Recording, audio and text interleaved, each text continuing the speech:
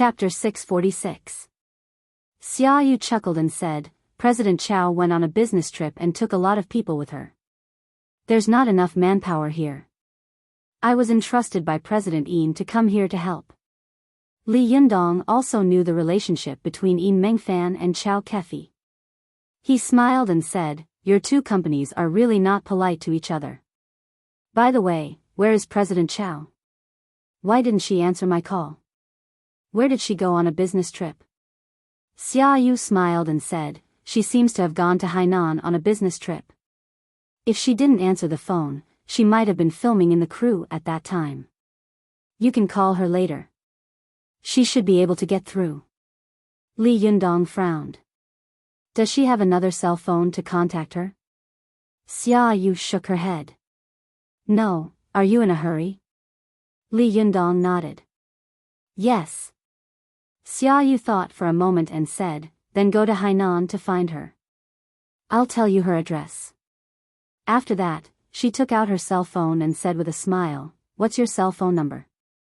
Li Yundong smiled slightly and told her his cell phone number. When Xiaoyu saw that she had asked for Li Yundong's cell phone number, she was overjoyed and quickly sent him the address via text message. After looking at the address, Li Yundong thanked her. Just as he was about to turn around and leave, he heard Xiaoyu shout, Hey, are you going now? Li Yundong nodded. Yes, I'm going now. Xiaoyu thought for a moment and said tentatively, Then I'll take you to the airport. Li Yundong was stunned and thought, I'm going to fly there, but I'm not going to fly there by plane.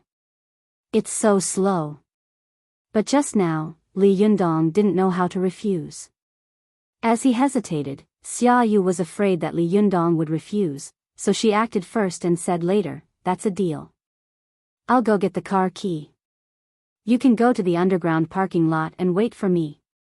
After that, she turned around and ran to her office. After a few steps, she turned back and said with a proud smile, Don't sneak away. It's not easy to find the place where President Chao's crew lives. Without me, you might not be able to find it. Li Yundong shook his head and helplessly watched her trot away. He also went to the underground parking lot. At this time, several security guards looked at Li Yundong with unkind eyes. The leading security guard's eyes were especially gloomy. Seeing that Li Yundong was someone they knew, they didn't continue to stay on the spot. They walked to the corridor and lit a cigarette. A security guard said, Hey, Gangzi, Xiaoyu seems to be interested in this guy. Didn't you see the way she looked at this guy just now? It seems like she can't wait to throw herself at him immediately. The security guard named Gangzi had a gloomy face. He took a drag on his cigarette and spat it on the ground. Damn, Stinky. You always pretend to be virtuous in front of me. Aren't you just a gigolo? What's the big deal? A security guard suddenly whispered, Hey, Gangzi, do you want to take the opportunity to teach him a lesson? Another security guard immediately said, Are you crazy? Aren't you afraid of others finding out? There are spies everywhere. If you lose your job, where are you going to find a better job? However, the security guard who spoke earlier sneered and said, Are you stupid? There is a place where there is no camera at the entrance of the stairwell to the parking lot. Besides, don't you know how to wear an anti-terrorism helmet? Another security guard echoed, That's right. If you beat this kind of gigolo, he won't dare to say anything. What are you afraid of? These words made several security guards look at each other. They were all soldiers who were used to fighting in the local army.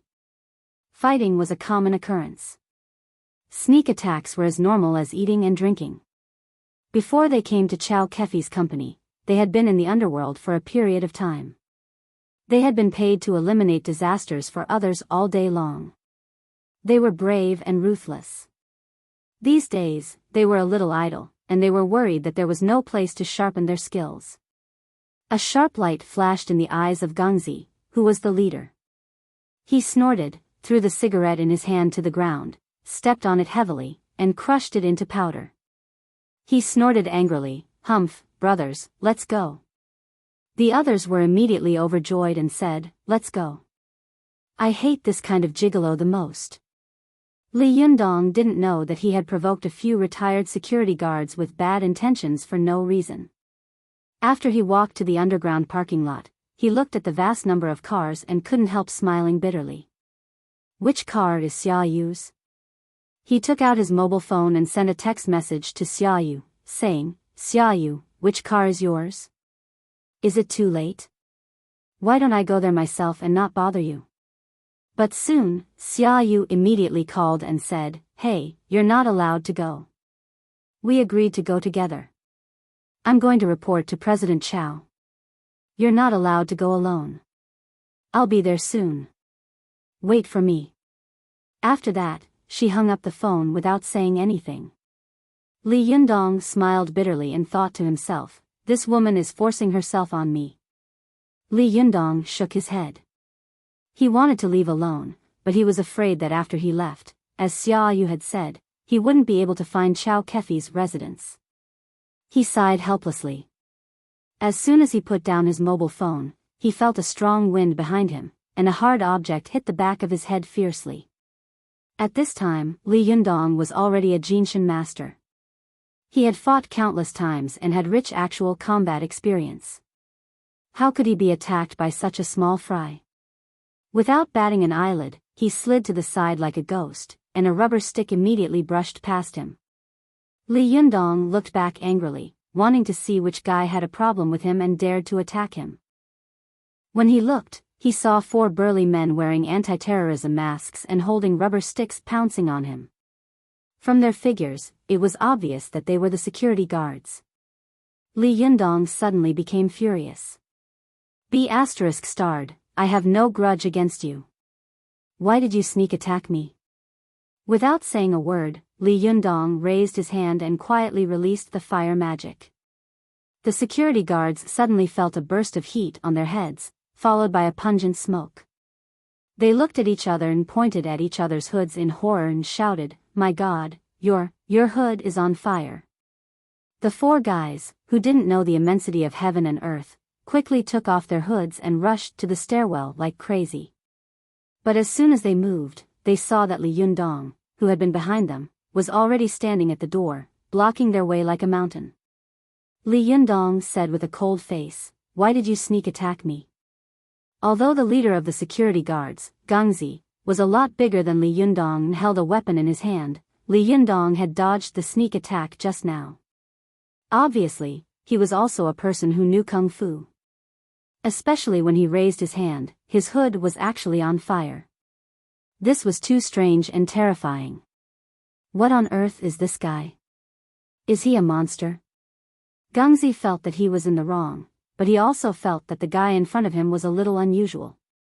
He gritted his teeth, lowered his head, and rushed in another direction. He shouted to his companions in a low voice, Go. But as soon as he moved, he saw Li Yundong standing in front of them again and said coldly, Answer my question first. Gangzi was so scared that his hair stood on end. He immediately turned his head and looked at the door. Sure enough, he saw Li Yundong standing at the door again. This scared the 4 security guards out of their wits. Even though they were usually bold, when they saw the scene in front of them, they were almost scared out of their wits. Gangzi said in horror, Are you a human or a ghost? Li Yundong stared at them and shouted, Why did you sneak attack me? Answer my question first. This stare was as sharp as a sword, pointing directly at people's hearts. Gangzi's heart trembled, and he said subconsciously, What's your relationship with Xiaoyu? Xiaoyu? Li Yundong was stunned, as if he couldn't believe his ears. You're not going to make trouble for me because you're jealous, are you? At this time, the other security guards also summoned up their courage and shouted, Xiaoyu is our Gangzi's girlfriend. If you know what's good for you, stay away. Hey, do you understand the principle of first come, first served? Li Jiandong didn't know whether to laugh or cry. He couldn't believe it. The mystical silver fox had appeared in the world, and the whole cultivation world was about to usher in a terrible bloody storm. These guys were actually jealous of him for a woman. But Li Yundong also knew that these guys didn't know what had happened before. Stupid and ignorant people were always busy with trivial things. Although in their eyes, these small things were no different from the whole of their lives, they didn't know that for some people in this world, such things were as ridiculous as children's play. After Li Yundong stared at these guys for a long time, he waved his hand helplessly and said, "Let's go. I have nothing to do with her. Don't be so stupid in the future. Aren't you afraid of killing people? The next time I see you fighting indiscriminately like this, I won't be so nice to talk to you anymore." After he finished speaking, Xia Yu suddenly came out of the elevator next to him. She looked at Li Yundong curiously, and then looked at the 4 security guards next to her in confusion. She asked with a puzzled face, "What happened?" The security guard named Gangzi suddenly became nervous. Li Yundong smiled and said, "Nothing, just a misunderstanding. Hurry up. I'm in a hurry." Xia Yu glanced at the hood that was still burning on the ground, as if she had understood something. She glared at Gangzi and the other security guards unhappily, and then got into a Porsche. She skillfully started the car and drove it to Li Yundong. As soon as she opened the door, she said with a smile, "Get in the car." After Li Yundong got in the car, Xia Yu stepped on the accelerator, and the rear of the car spewed out a burst of exhaust gas. Only then did she drive away, leaving Gangzi and the other 4 security guards standing there with gloomy faces. Xia Yu drove the car and looked at the scene behind her through the rearview mirror. She saw the 4 security guards looking at them leave with unkind eyes, so she said to Li Yundong, "They didn't do anything to you just now, did they?" Li Yundong smiled slightly and said, "No, don't think too much." Xia Yu sighed slightly and said, "These guys are very professional, but I feel that they are bandits. They are too brave and fierce, which is quite a headache. If you don't think it's good, I'll go back and talk to President Chao and ask her to fire these guys." Li Yundong chuckled and said, "That's not necessary." Xia Yu quickly glanced at Li Yundong. She was used to scheming with people in the office, so she subconsciously thought to herself, "Will he think that I'm too nosy? With his relationship with President Chao, it's not my place to make irresponsible remarks here, is it?" Xia Yu smiled and said, "That's right. You have such a good relationship with President Chao. What you say is more useful than what I say." Li Yundong smiled slightly and didn't say anything else. Although Xia Yu wanted to talk to Li Yundong, she saw that Li Yundong's eyebrows were full of worry and he looked like he had a lot on his mind. She tried to talk to Li Yundong a few times, but after his reaction was cold, she stopped doing useless things. She was very sad and self-pitying. Alas, why can't I meet such a good man? Why is it that in the end, he is always taken away by a rich woman like President Chao? Xia Yu was thinking about this problem all the way, but Li Yundong didn't pay attention to her little woman's thoughts. What he was most afraid of now was that something bad had happened to Chao Kefi, which would be big trouble. Fortunately, Xia Yu had already booked plane tickets in the name of the company before going. After they arrived at the airport, they quickly flew to Haikou, Hainan. After arriving at Haikou, Hainan, Xia Yu took Li Yundong into a taxi, and then they went straight to the holiday beach of Haikou. After driving for a while, Xia Yu and Li Yundong arrived at the Xinghua State Guesthouse near the holiday beach. After getting out of the car, Xia Yu used her hands to block the sun from the sky and said with a wry smile, "It's so hot. Why is it so hot here?" Li Yundong looked around and saw that the 5-star hotel next to the holiday beach was surrounded by tourists in short clothes and shorts. The sun was shining high in the sky, and the air was hot, as if it was midsummer. At the entrance of the Xinghua Hotel, Li Yundong noticed a familiar figure holding a large bouquet of flowers and looking up, as if he was looking forward to the arrival of someone. There were so many flowers in this person's hands that they almost covered his whole face. But when he looked around, Li Yundong could still clearly see his appearance. This person was none other than Zhao Yuzhen, who had once pursued Chao Kefi and had a lot of conflicts with Li Yundong. Li Yundong suddenly felt as if he had seen a fly, and his heart was full of unease. Why is this guy here? Sorry, it's even later today. Chapter 647. Since the last time Desanxian opened, Zhao Yuzhen had failed to be arrogant and had been humiliated by Li Yundong.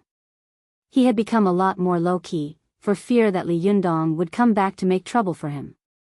126. With Li Yundong's background, if he wanted to make trouble for Zhao Yuzhen, it would be as easy as crushing an ant to death. However, after the opening of Desanxian, Li Yundong was held back by some things in the cultivation world. Not to mention making trouble for Zhao Yuzhen, he didn't even have time to take care of the business of Desanxian. Zhao Yuzhen waited in fear for a few days, but he didn't wait for Li Yundong's revenge. In particular, Li Yundong seemed to have evaporated in the secular life, which made Zhao Yozhen's courage slowly grow again. Zhao Yuzhen had always coveted such a beautiful woman like Chao Kefi. He didn't dare to make trouble for Li Yundong again, but he still dared to go back to pursue Chao Kefi. Moreover, he had carefully inquired about it. Li Yundong didn't seem to be very interested in this beautiful female boss, and there didn't seem to be any relationship between them. Therefore, Zhao Yuzhen once again used his own tricks and pestered Chao Kefi. Zhao Yuzhen was holding a large bouquet of flowers in his arms. There were 99 flowers, each of which had just been picked from the flower garden. The petals were still wet with rain and dew. They were crystal clear and the fragrance of the flowers was assuring. Although Zhao Yuzhen was not very good looking, he was wearing famous brands from head to toe.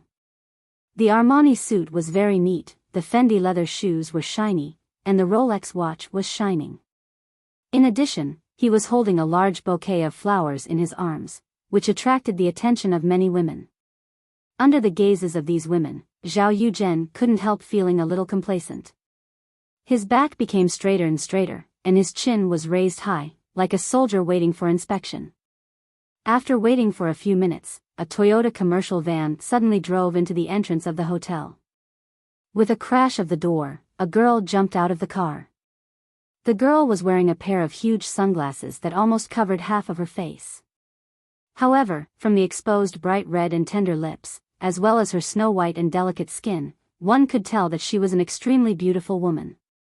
This woman wore a bright yellow silk dress, a milky white straw hat, and a pair of white high-heeled sandals. Her long black hair cascaded down her shoulders like a waterfall, making her look pure and beautiful. Zhao Yozhen's eyes lit up as soon as he saw the girl. He glanced at her greedily and then walked up quickly. He stretched out his hand with a smile on his face and said, "Hello, Miss Lu Feier." This girl was none other than Lu Feier, the big star who had skipped work with Chao Kefi to attend the opening ceremony of the Desanxian. She saw Zhao Yuzhen at a glance, and a look of disgust flashed in her eyes hidden behind the sunglasses. But she still politely reached out her hand and gently shook hands with him. "Hello, Mr. Zhao, nice to see you again." Lu Feier's words, "I see you again," contained a hint of sarcasm. In recent days, this man had been circling around their crew like a fly. A while ago, he had been waiting for the crew to finish shooting to present flowers to Chao Kefi. Chao Kefi had no choice but to hide from Zhao Yuzhen everywhere. However, this guy didn't give up and simply blocked them at the place where they were staying. He really won't give up until he reaches the Yellow River. Lu Feier thought to herself. She looked back at Chao Kefi in the car and thought to herself, "Sister Chao, good luck. I've helped you several times, but I can't help you this time." Lu Feier quickly pulled her little hand out of Zhao Yozhen's hand and then quickly flashed to one side. She quietly rubbed her hand behind her, as if she wanted to wipe away Zhao Yozhen's breath.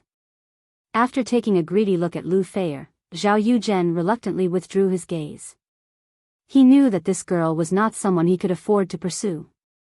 Although most girls who set foot in the film and television circle did so to pursue the flashy and vanity of the flash, Lu Feier was a girl who set foot in this circle purely because she liked acting. Lu Feier was born in a famous family. She had no worries about food and clothing, and her background was quite strong.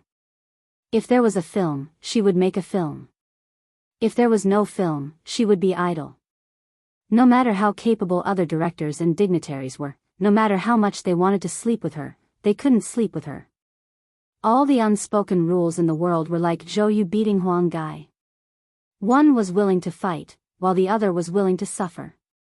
As the saying goes, flies don't hug seamless eggs, right? Because of this, Lu Feier seemed to be quite independent in the turbid film and television circle. Zhao Yuzhen also knew that this little girl didn't fall for his trick at all, so he didn't waste his time on Lu Feier. But Chao Kefi was different. She was the boss of a film and television company, and there were hundreds of employees waiting to be fed. In addition, she had worked hard over the years to get such achievements. How could she give up so easily? A woman working hard in the business world was like a sheep in a wolf's pen. A beautiful woman working hard in the business world was like a fragrant, white, and tender sheep in a forest surrounded by wolves. She was surrounded by fierce gazes from all directions. It was okay for this woman to have a background, but if she didn't, her life would be difficult. When Chao Kefi saw Zhao Yuzhen, she complained in her heart and couldn't help glaring at the director with hatred. Seeing her glaring at him, the director smiled embarrassedly and said, "Xiao Chao, don't be like this.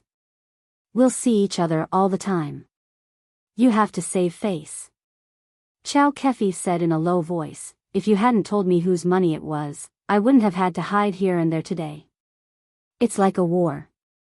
It's so annoying." After Chao Kefi and Lu Feier had attended the opening ceremony of the Three Immortals, Chao Kefi had stayed in Tiannan City for a long time. Later, she had wanted to test Li Jiandong's attitude, but at this time, this little boy had disappeared from the world with her. Chao Kefi was furious, but there was no better way. She had to put her endless entanglements and worries into endless work.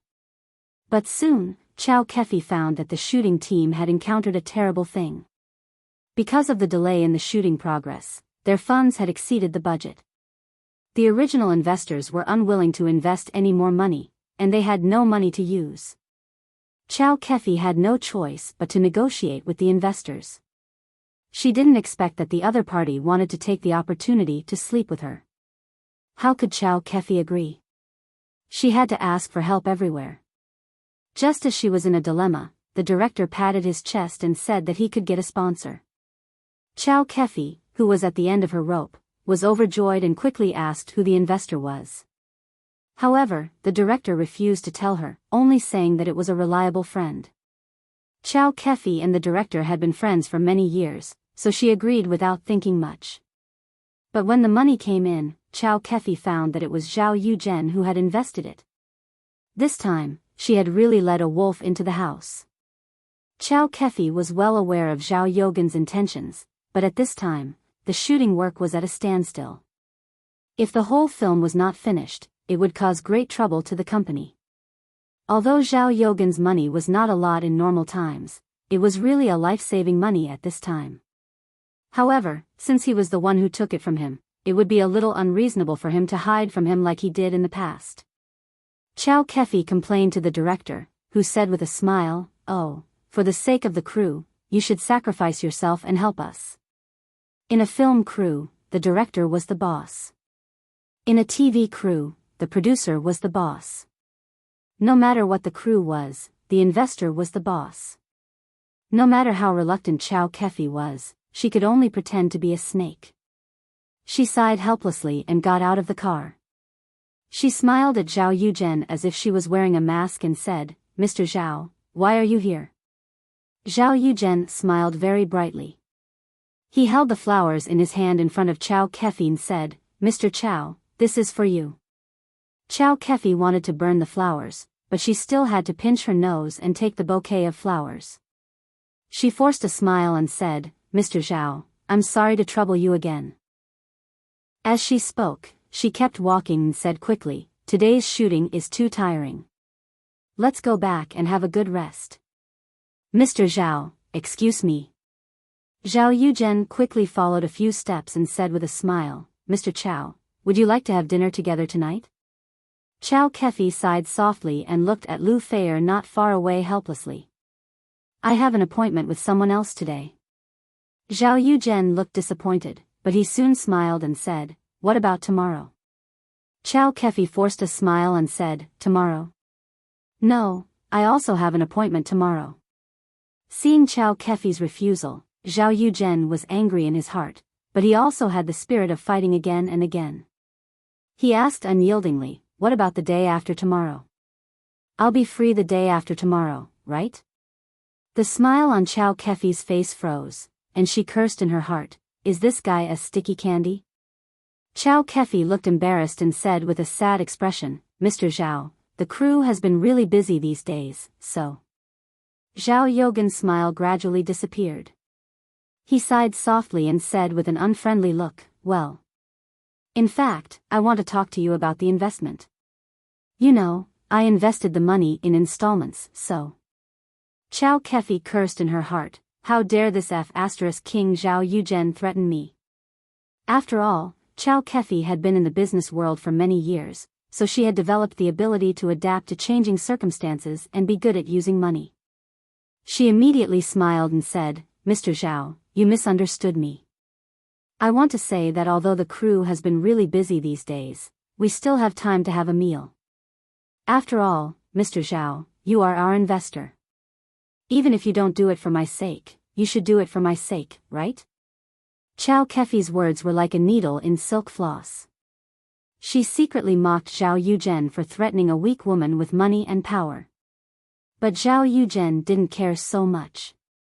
In this day and age, money was everything. Who cared what means you used? Zhao Yuzhen smiled proudly and said, "Mr. Chow, you also misunderstood me. I mean, although the money is invested in installments, you can completely trust me. I, Zhao Yuzhen, have always been a man of my word. I won't go back on my word." Chow Kefi laughed.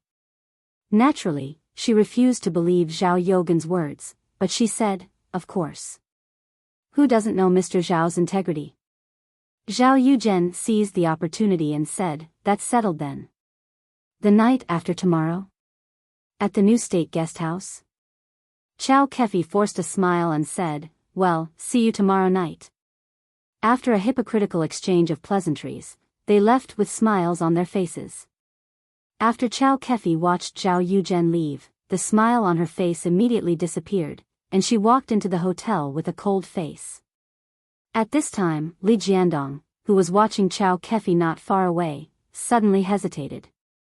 Should I go in and meet Chow Kefi face to face? Or should I observe for a while? Li Jiandong hesitated for a moment.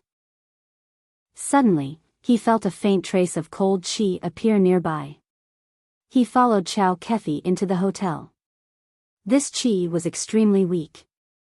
If it weren't for the fact that Li Jiandong's Yuanyang qi was extremely strong and pure, he wouldn't have felt this strange qi at all. Although it was only for a moment, Li Jiandong still felt the strength of this qi, as if it was the tip of an iceberg slightly revealed under the calm ocean. Li Jiandong knew that the mystical silver fox had already arrived near Chow Kefi. Chapter 648. Li Yundong felt the aura of the mystical silver fox flash away, and immediately took back his steps.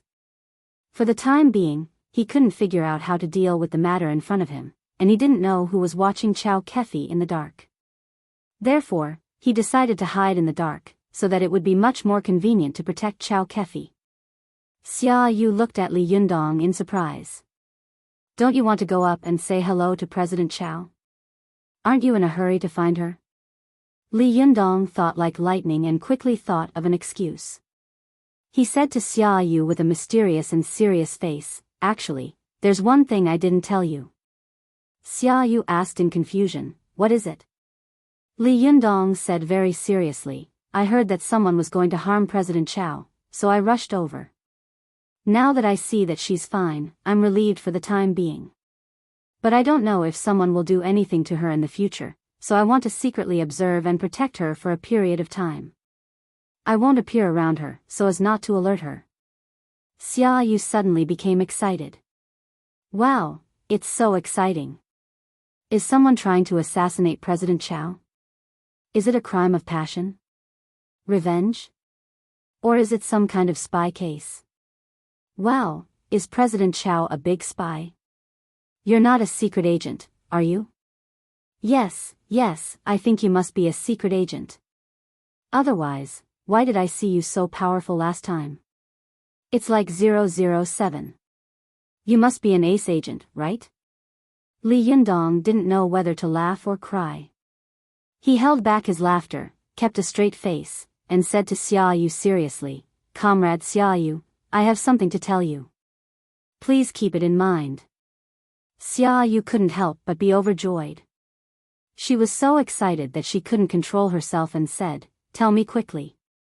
I have the best memory and the best mouth. I promise I'll still remember it after 100 years. I promise I won't tell anyone else. Li Yundong said with a serious face, This sentence is, in the future, watch less Hollywood blockbusters. You can almost be a screenwriter. Xiaoyu's face suddenly fell, and she muttered, Isn't it? What's the reason? Li Yundong shook his head and ignored her. His eyes were still looking at Chao Kefi.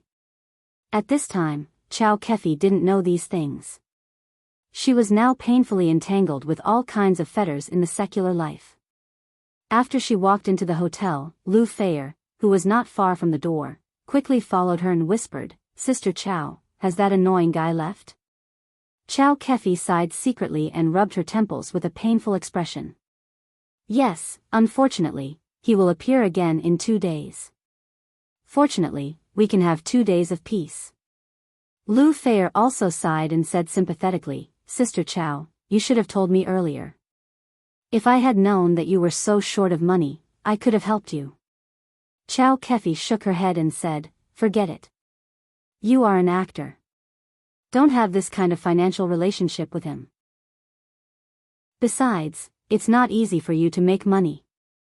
Lu Feier continued, What about Director Yin? Isn't she your good friend? Chao Kefi sighed, Her. It's not like you don't know about the recent situation in the real estate industry. The country's crackdown on housing prices was unprecedentedly strict, and there was no strictest, only stricter. The capital chain of her current real estate company has long been broken. If it weren't for her uncle, Chen Wankai, who is helping her, I'm afraid she wouldn't have been able to hold on a long time ago. Lu Feier's family was well off, so she had never cared about these problems of the people's livelihood. She blinked her eyes and said, Is that so? Then you didn't go to Zhouqin? Chao Kefi smiled bitterly. Her. Ever since she took that little enemy as her master, she has become like her master. The last time I went to the courtyard to look for Zhouqin, they said that she hadn't been home for more than a month, as if she had married someone. At the mention of Li Yundong, Lu Feier's eyes suddenly lit up. After she and Chao Kefi entered the elevator, she said excitedly, By the way, where is your little enemy Immortal Li? Why haven't I heard from him recently? Since the last time she attended the opening ceremony of Desanxian, Lu Feier had conferred Li Yundong as a living immortal. She worshipped him very much, and more than once she had clamored to take him as her master. However, after Chao Kefi went to Desanxian several times and didn't see any trace of Li Yundong, and there was no news of him for a long time, Lu Feier's burning desire to take him as her master slowly cooled down. When Chao Kefi heard her mention Li Yundong, her face suddenly fell. She said with a face full of resentment, How would I know? This guy is too hateful. Last time, I finally got news of him and went to support him. I thought that after opening a shop, even if the monk ran away, he wouldn't be able to run away. But I didn't expect that this guy is really cruel.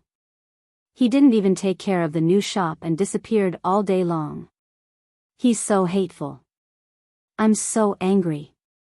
Lu Feier covered her mouth and said with a smile, I think you can't stand it.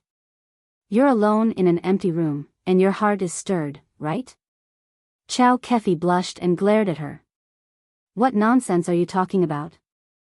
Aren't you afraid that the reporters will eavesdrop on you and make gossip news the next day? Lu Feier giggled and said, Well, it's a good time to hype it up. Maybe you'll become famous, Sister Chao.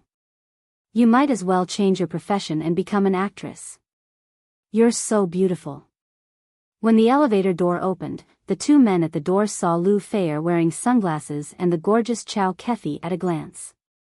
They couldn't help but be stunned, especially when their eyes fell on Chao Kefi. It was as if iron had met a magnet, and they couldn't move their eyes away. The two of them stood at the door in a daze, unable to walk. It wasn't until Chow Kefi and Lu Feier walked past them with their heads lowered and entered the room. They could no longer see them. Only then did they come to their senses. But when they turned around, they found that the elevator had been closed. Only then did they wake up as if they had just woken up from a dream and hurriedly pressed the elevator button. After Chow Kefi and Lu Feier entered the room, Lu Feier immediately burst out laughing. "Sister Chow, look at how charming you are. Those two guys can't even walk. Come and act. You will definitely be the #1 sister in the film and television circle in China. Even Li Bingbing and Fan Bingbing have to give way."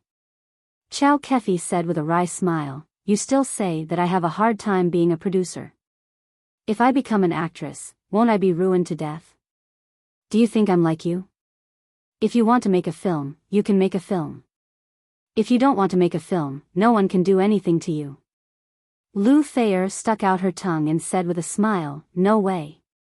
Sister Chow, if you don't want to be an actress, then don't be one. I just think that your life is too hard." Chow Kefi fell down on her big bed, pressed the jade pillow against her forehead, and said softly, "Yes, I've been dreaming these 2 days." When Lu Feier heard this, she became energetic. She sat beside Chow Kefi with her eyes shining. She shook her arm and urged, "Hey, Sister Chow, what did you dream about? Did you dream about something that is not suitable for children?" Chow Kefi put down her arm angrily, reached out and pinched Lu Feier. She said angrily, "You damn girl, it's obvious that you are in love, but you blame it on me." Lu Feier giggled and dodged Chow Kefi's hand. "Tell me, what's there to be embarrassed about?" After playing with her for a while, Chow Kefi seemed to be very tired, so she continued to lie down on the soft bed and said faintly, "Alas, these days I always dream that I am in the forest. I am a carefree little fox, and I don't have to deal with any messy people. When I am thirsty, I will drink the spring water in the mountain stream, and when I am hungry, I will eat the fruit falling from the tree. I have no worries about food and clothing, and I have no desires. Alas, how good this kind of life is. How can it be like now? All day long, for a little money, you beg your grandfather to sue your mother. Any man would want to take advantage of you." Lu Feier lay on the bed, holding her chin with her hands. Her 2 slender legs were raised high and swaying. She listened attentively and said leisurely, "When I am thirsty, I will drink the spring water in the mountain stream. When I am hungry, I will eat the fruit falling from the tree. Oh, this life is really good, just like a paradise.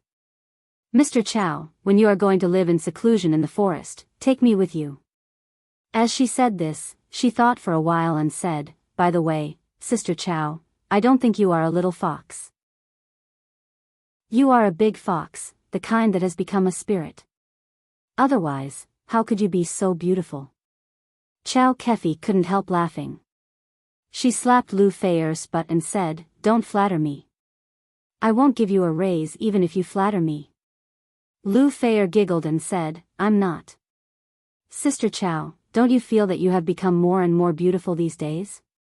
You seem to have become a different person. Your skin is getting better and better, your face is glowing, and you are extremely beautiful." Chow Kefi scolded with a smile, "No, I'm going to become an old woman. Don't make trouble with me here. Go and do what you should do." However, Lu Feier rolled on the bed and said with a smile, "No, I'll stay here with you tonight. It's boring for me to live in such a big room alone. I'll have a secret talk with you tonight."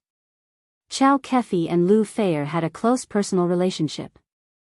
Otherwise, she would not have taken Lu Feier with her when she went to the opening ceremony of Desanxian. Seeing that Lu Feier insisted on staying, she smiled helplessly and said, "It's up to you. I'm going to take a bath. I don't care about you. I've been taking pictures of the sea for a whole day today. I'm exhausted. I smell like the sea." Lu Feier saw that Chow Kefi was talking and walking. She put her long wavy hair on her head with both hands. She propped up her upper body and said loudly, "Hey, don't turn off the hot water, and don't close the door. I'll take a bath later." Chow Kefi scolded with a smile, you little girl, don't push your luck. Do you want to take advantage of me when you're taking a bath? After that, she closed the door with a bang. As if to deliberately anger Lu Feier, she also deliberately pressed the door lock with a click.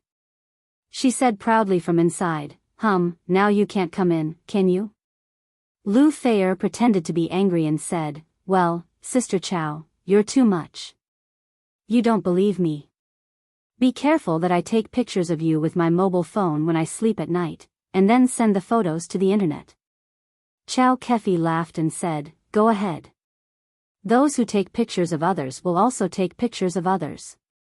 Do you think you're the only one who has a mobile phone? After that, she turned on the tap and prepared to take a shower. Chow Kefi stood in the spacious bathroom, taking off her clothes while looking at herself in the mirror on the dressing table. She saw that the beauty in the mirror really had a pair of seductive fox-like eyes, a small and exquisite oval face, especially bright and plump lips with neat snow-white teeth. It was really red lips and white teeth. When she smiled sweetly, it was thousands of kinds of amorous.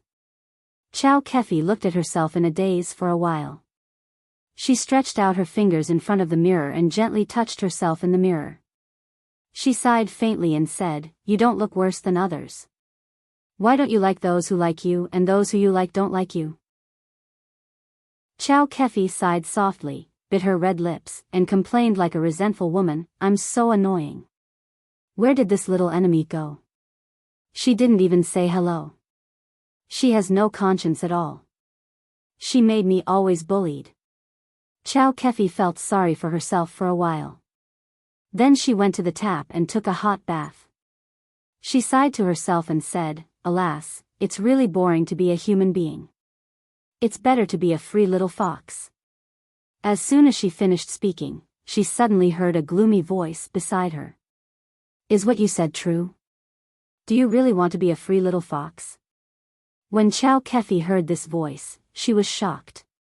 She wiped her face with her hand, trying to wipe the water off her face.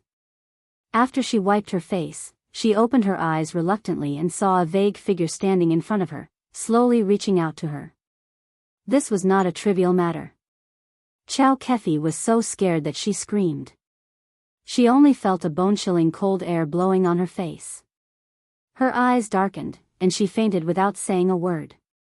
The Fox's Nest Supergroup, also known as Group 15, was already full of people. If anyone wanted to join the group, please join Group 16, 110241150. Chapter 649. Lu Feier, who was outside the door, heard a cry of alarm coming from the bathroom. She suddenly shivered and quickly jumped out of bed. She shouted to Chow Kefi, Sister Chow, Sister Chow. What's wrong with you?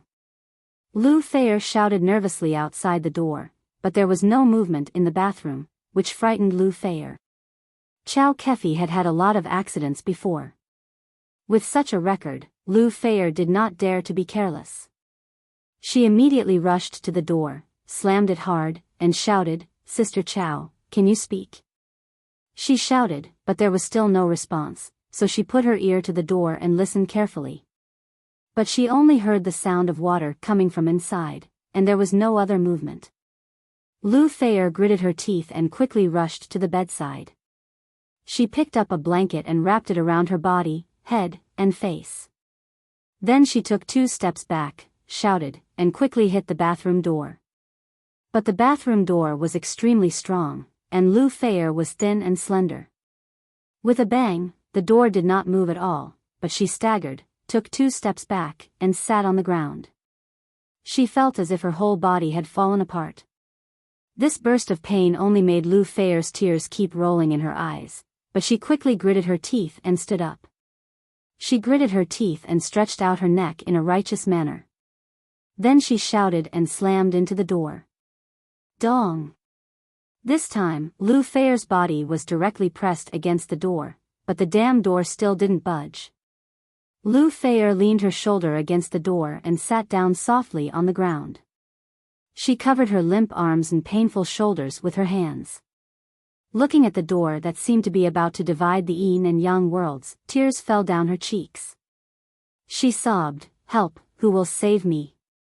She failed to hit the door twice, but she dislocated her arm. She was anxious and afraid, so she couldn't help crying loudly. After crying twice, she suddenly remembered, "Hurry up and call the police." Lu Feier seemed to have forgotten the pain. She quickly stood up and rushed to the bedside. She quickly grabbed her mobile phone with her remaining arm and dialed the phone in a hurry. But her hands were shaking so hard that she couldn't press the button on the phone. The more nervous Lu Feier was, the more afraid she became. She didn't know what was going on with Chow Kefi. She was in a state of fear that was on the verge of collapse. After pressing for a while, she couldn't even press the simplest 110, so she gave up, rushed to the door, opened it, and shouted, "Help, help." Lu Feier was a professional actress, and her basic skills were extremely solid. When she shouted, almost the whole building heard her. The people in the rooms on the left and right poked their heads out when they heard the sound. Two waiters hurriedly ran over and asked nervously, "What happened?" Lu Feier pointed to the bathroom and said with tears in her eyes, "Sister Chow is inside. I called her, but she didn't move. I don't know what's wrong. Hurry up and open the door. I'm afraid that something will happen to her.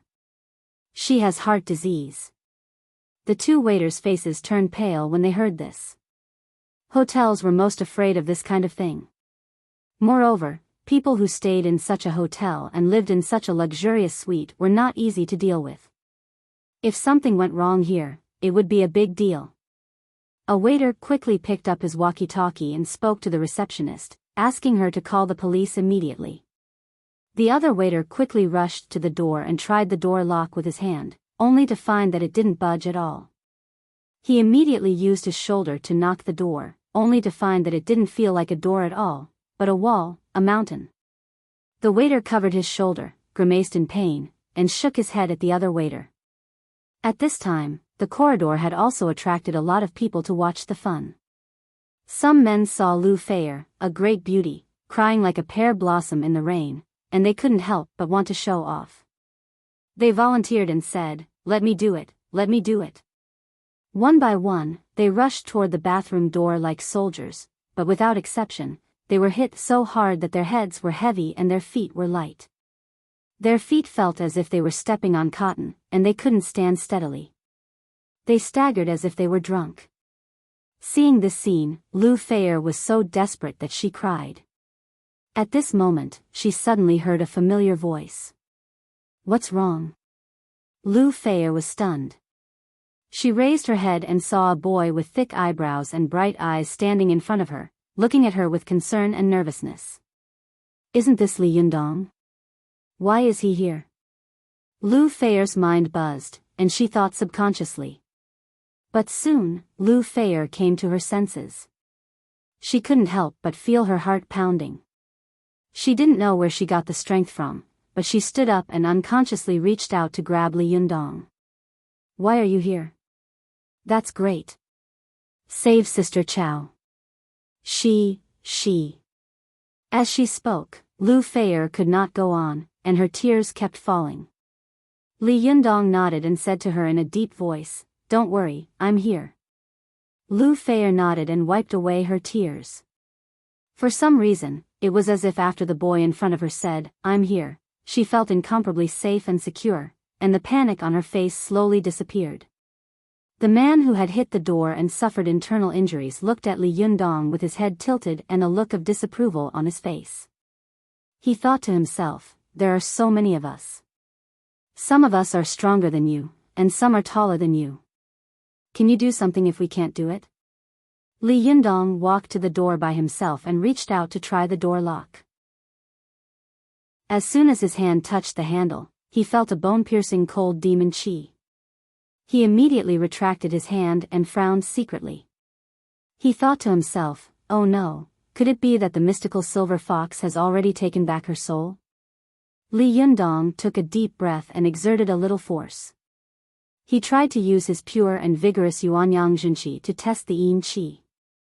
As soon as he tried it, there was a bang, and Li Yundong was shocked to take 3 steps back. Li Yundong didn't expect that the rebound force would be so strong. Although he didn't use his full strength, he was shocked to take 3 steps back in a row, which shocked him greatly. As soon as Li Yundong lowered his head, he saw that the palm of his hand holding the handle was covered with a layer of frost. It was obvious that it had been frozen by the cold qi just now.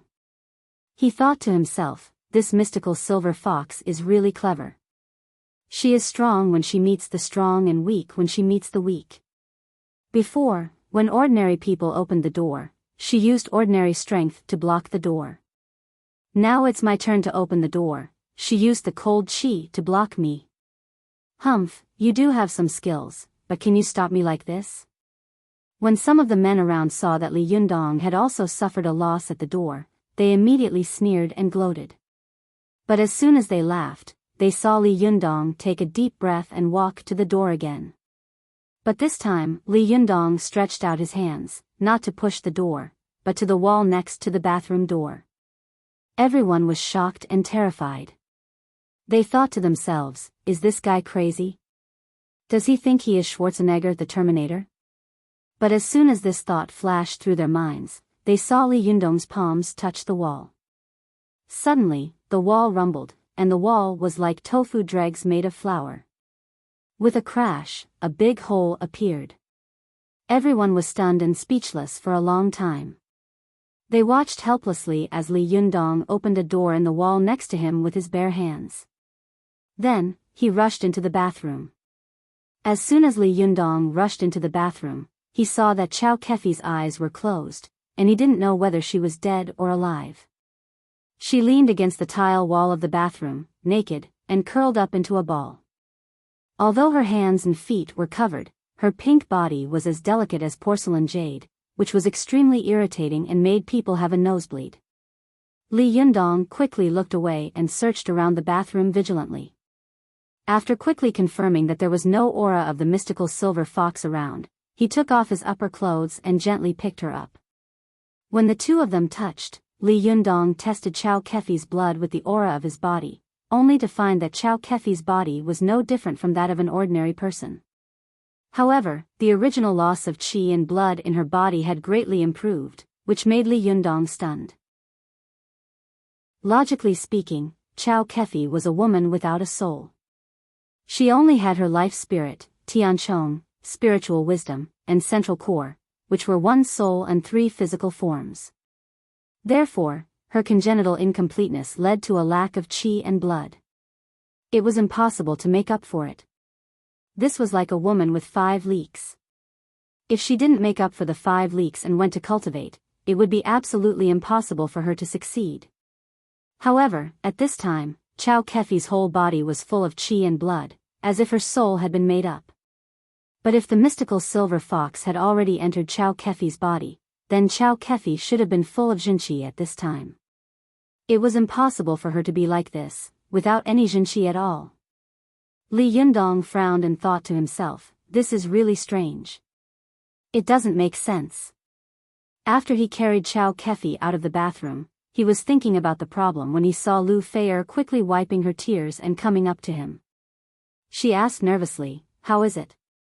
Is Sister Chow okay? Li Yundong nodded and said with a strange expression, it seems that she's fine, but... Lu Feier quickly asked nervously, but what? Li Yundong looked down at Chow Kefi and saw that the beauty in his arms was sleeping with her eyes closed. Although her body was covered by her clothes, others still stared at the place covered by her clothes, as if they wished they had a pair of eyes that could see through things and could see what kind of amazing beauty was hidden under the clothes. Li Yundong put Chow Kefi on the bed and covered the bed sheet. He stared at Chow Kefi's beautiful and quiet face and fell into deep thought. He thought to himself. But I don't know whether she is Chow Kefi or the mystical silver fox now. Chapter 650. The accident that had happened in the hotel really made the staff break out in a cold sweat. The manager on duty quickly rushed to the scene of the accident and apologized to Lu Feier and the others. He didn't even pursue the matter of the damage to the room. He just hoped that the other party would not take advantage of it and take them to court. Fortunately, Lu Feier was not a shrewd person who bullied others. When she heard that Chow Kefi was fine, she felt relieved. She pointed to the door and said to the manager on duty, who was smiling apologetically, "It's good that she's fine. Sister Chow needs to rest now. Please let them disperse quickly." The manager on duty took a look and saw that the corridor was already crowded with people. There were curious eyes everywhere. Many people were looking back and forth at Chow Kefi, but more people were looking at the big hole in the wall in amazement. They whispered to each other, "Isn't this too exaggerated? Is this wall made of flour? How could it be pushed away with one palm? That's right. It makes me think I'm watching The Terminator. Tisk tsk, maybe the other party is a humanoid Terminator? Damn, I'm Ultraman. Crazy, do you think you're in the country of light? Stop arguing. In my opinion, it must be a jerry-built project. Otherwise, how could it be possible to push down the wall with one palm? That's right. It's not safe to stay in this hotel." The manager on duty was a little flustered when he heard everyone talking at once. He knew that if the news that Xian State Hotel was a jerry-built project spread out, it would be a big deal. He would definitely lose his job. He hurriedly said, "Please rest assured. Our Xian State Hotel is a 5-star hotel. The quality is absolutely first class in the country. Don't worry. If you don't believe me, you can go to the edge of the wall and have a look. If it's a jerry-built project, we will immediately check out for you and return you double the money." When everyone heard this, they curiously leaned over to take a look at the wall. They saw that the wall was all made of solid bricks. Someone touched the edge of the broken wall with his hand. With a little force, he felt that the bricks were stiff. Not to mention pushing with his hand, even if he hit it with a hammer, he might not be able to make a hole. Everyone was shocked and looked at Li Yundong in unison. They couldn't understand how Li Yundong's body, which was not very strong, could hide such a terrible power. They took a deep breath and thought to themselves, "Is he really the Terminator?" At this time, Xiaoyu, who had come with Li Yundong, was proud. She showed off and said, "Hey, that's my friend. I came with him. Do you want to know who he is?" Someone asked curiously, "Who is he?" Xiaoyu looked proud. Hee, it's a secret. I can't tell you." Seeing Xiaoyu's mysterious look, these people had a look of understanding on their faces. "Oh, I see." Some people even took out their mobile phones to secretly take pictures of Li Yundong, so that they could upload them to the internet later to show off the negotiation. Li Yundong turned around and glared at Xiaoyu, then said to Lu Feier, "It's too noisy here. It's not good for President Chow's rest. Can we go somewhere else?" Lu Feier immediately said to the manager on duty, "Did you hear that? Hurry up and change our room." The manager on duty immediately said, Okay, I'll arrange it right away." After that, he carefully looked at Chow Kefi and said tentatively, "Are you sure you really don't need to send her to the hospital? If anything goes wrong." If something went wrong, he couldn't afford to take the responsibility, nor could the hotel. Lu Feier naturally understood the subtext of the manager on duty. She looked at Li Yundong and had completely regarded this boy, who was a little younger than her, as the backbone. Although Li Yundong was guessing Chow Kefi's current identity in his heart, he didn't show the slightest worry on his face. He knew that if he panicked, he didn't know how panicked the girl would be. He calmly smiled at Lu Feier and said, "No, I'm here. There's no need to send her to the hospital." Lu Feier immediately breathed a sigh of relief and said to the manager on duty, "No, just arrange another room for us." The manager on duty looked at Li Yundong in embarrassment. But, the subtext of the manager on duty was very obvious. Who is this boy? Does he mean what he said? If something goes wrong, who should we look for? Li Yundong knew what he was thinking. He nodded to him and said with a smile, "Don't worry. If I say it's okay, it's okay. You can go. There are so many people here who can testify." Li Yundong had been cultivating for a long time, and gradually, the temperament of a master on his body became more and more obvious. He was calm in the face of danger, calm in the chaos, and calm in front of him. Even if Mount Tai collapsed in front of him, his face would not change. Even if he was surrounded by a group of masters in Mount Koya, the nest of the Japanese cultivation world, his heart was still beating as usual and he was walking leisurely. His smile seemed to have an inexplicable power, which made the anxious lobby manager calm down and feel an inexplicable sense of trust. The lobby manager smiled and said, "Since you say so, I won't force you. I'll arrange a new room for you." He walked to the door and said loudly, "Please go back." It's okay. Let the patient have a good rest." Only then did everyone whisper to each other and leave. The lobby manager looked back at Li Yundong. For a moment, he remembered Li Yundong's tone and expression when he spoke just now. He couldn't help but think to himself, this boy is young, but his aura is really not small. Is he really a great mysterious person? He didn't dare to neglect it. He quickly replaced Chow Kefi's original luxury business room with a luxury salon room with a sea view, and claimed that the original rent would still be charged, in order to express the compensation of the new state guest house. After Li Yundong and the others changed their rooms, they found that the room had changed from the original 48 square meters to 62 square meters. Moreover, as soon as they opened the curtains, they could see the beautiful sea view of the beach on holiday. Lu Feier was used to this kind of world, so she didn't feel it. Li Yundong stood by the window and looked out. He could see the blue sea and blue sky, which stretched as far as the eye could see. His mind suddenly became much broader, as if his breath was much smoother, and the qi flowing in his body also became stronger. He couldn't help but think to himself, this is really a treasure place for immortals. I wonder what kind of great cultivation sects are in Hainan. If I set up a cultivation sect here and use it as my base camp, absorbing the qi of the sea and the sky every day, my cultivation progress will not be worse than that of the Taoist priests of Mount Longhu. Lu Feier saw Li Yundong standing at the window with his back to her.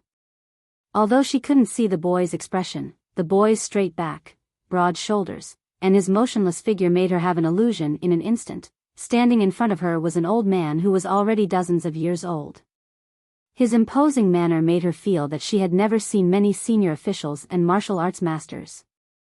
Lu Feier held her head and looked at Li Yundong curiously. She secretly speculated about Li Yundong's true identity. The more she guessed, the more she felt that this boy, who looked too young and was frighteningly mature, was too mysterious. He could even be described as unfathomable. He was like a black hole. Anyone who approached him would have a strong curiosity about him and be sucked in by him. After guessing for a long time, Lu Feier couldn't help but look at Chow Kefi. She sighed faintly in her heart and thought to herself, these days, excellent men are always scarce resources. Alas, even a beautiful woman like President Chow doesn't pay attention to him. I have no hope. Last time when the Desanxian opened, I saw a group of beautiful women around this guy. He doesn't seem to be an infatuated lover. Why doesn't he like President Chow? Lu Feier was thinking like a little girl. While she was lost in thought, she heard a weak voice coming from beside her. Excuse me, is there anything I can do for you?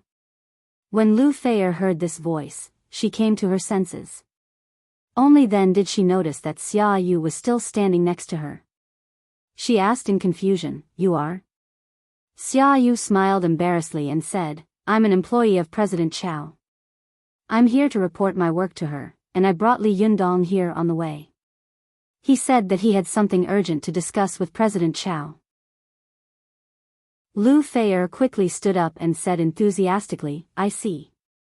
If it weren't for you, I'm afraid that Sister Chow would have been in danger today. Sit down, sit down." Xia Yu was also very sensible. Seeing this scene, she quickly waved her hand and said with a smile, "Forget it, I'll get a room for myself first. When President Chow wakes up and reports to her, I'll go back first." Lu Feier didn't stop her. She said with a smile, "Well, come over more often when you're free." Seeing that a big star like Lu Feier was so approachable, Xia Yu also said with a smile, "Okay, I'll ask you for your autograph later." Lu Feier pursed her lips and said with a smile, "No problem. I'll sign a double for you." Xia Yu chuckled and walked to the door.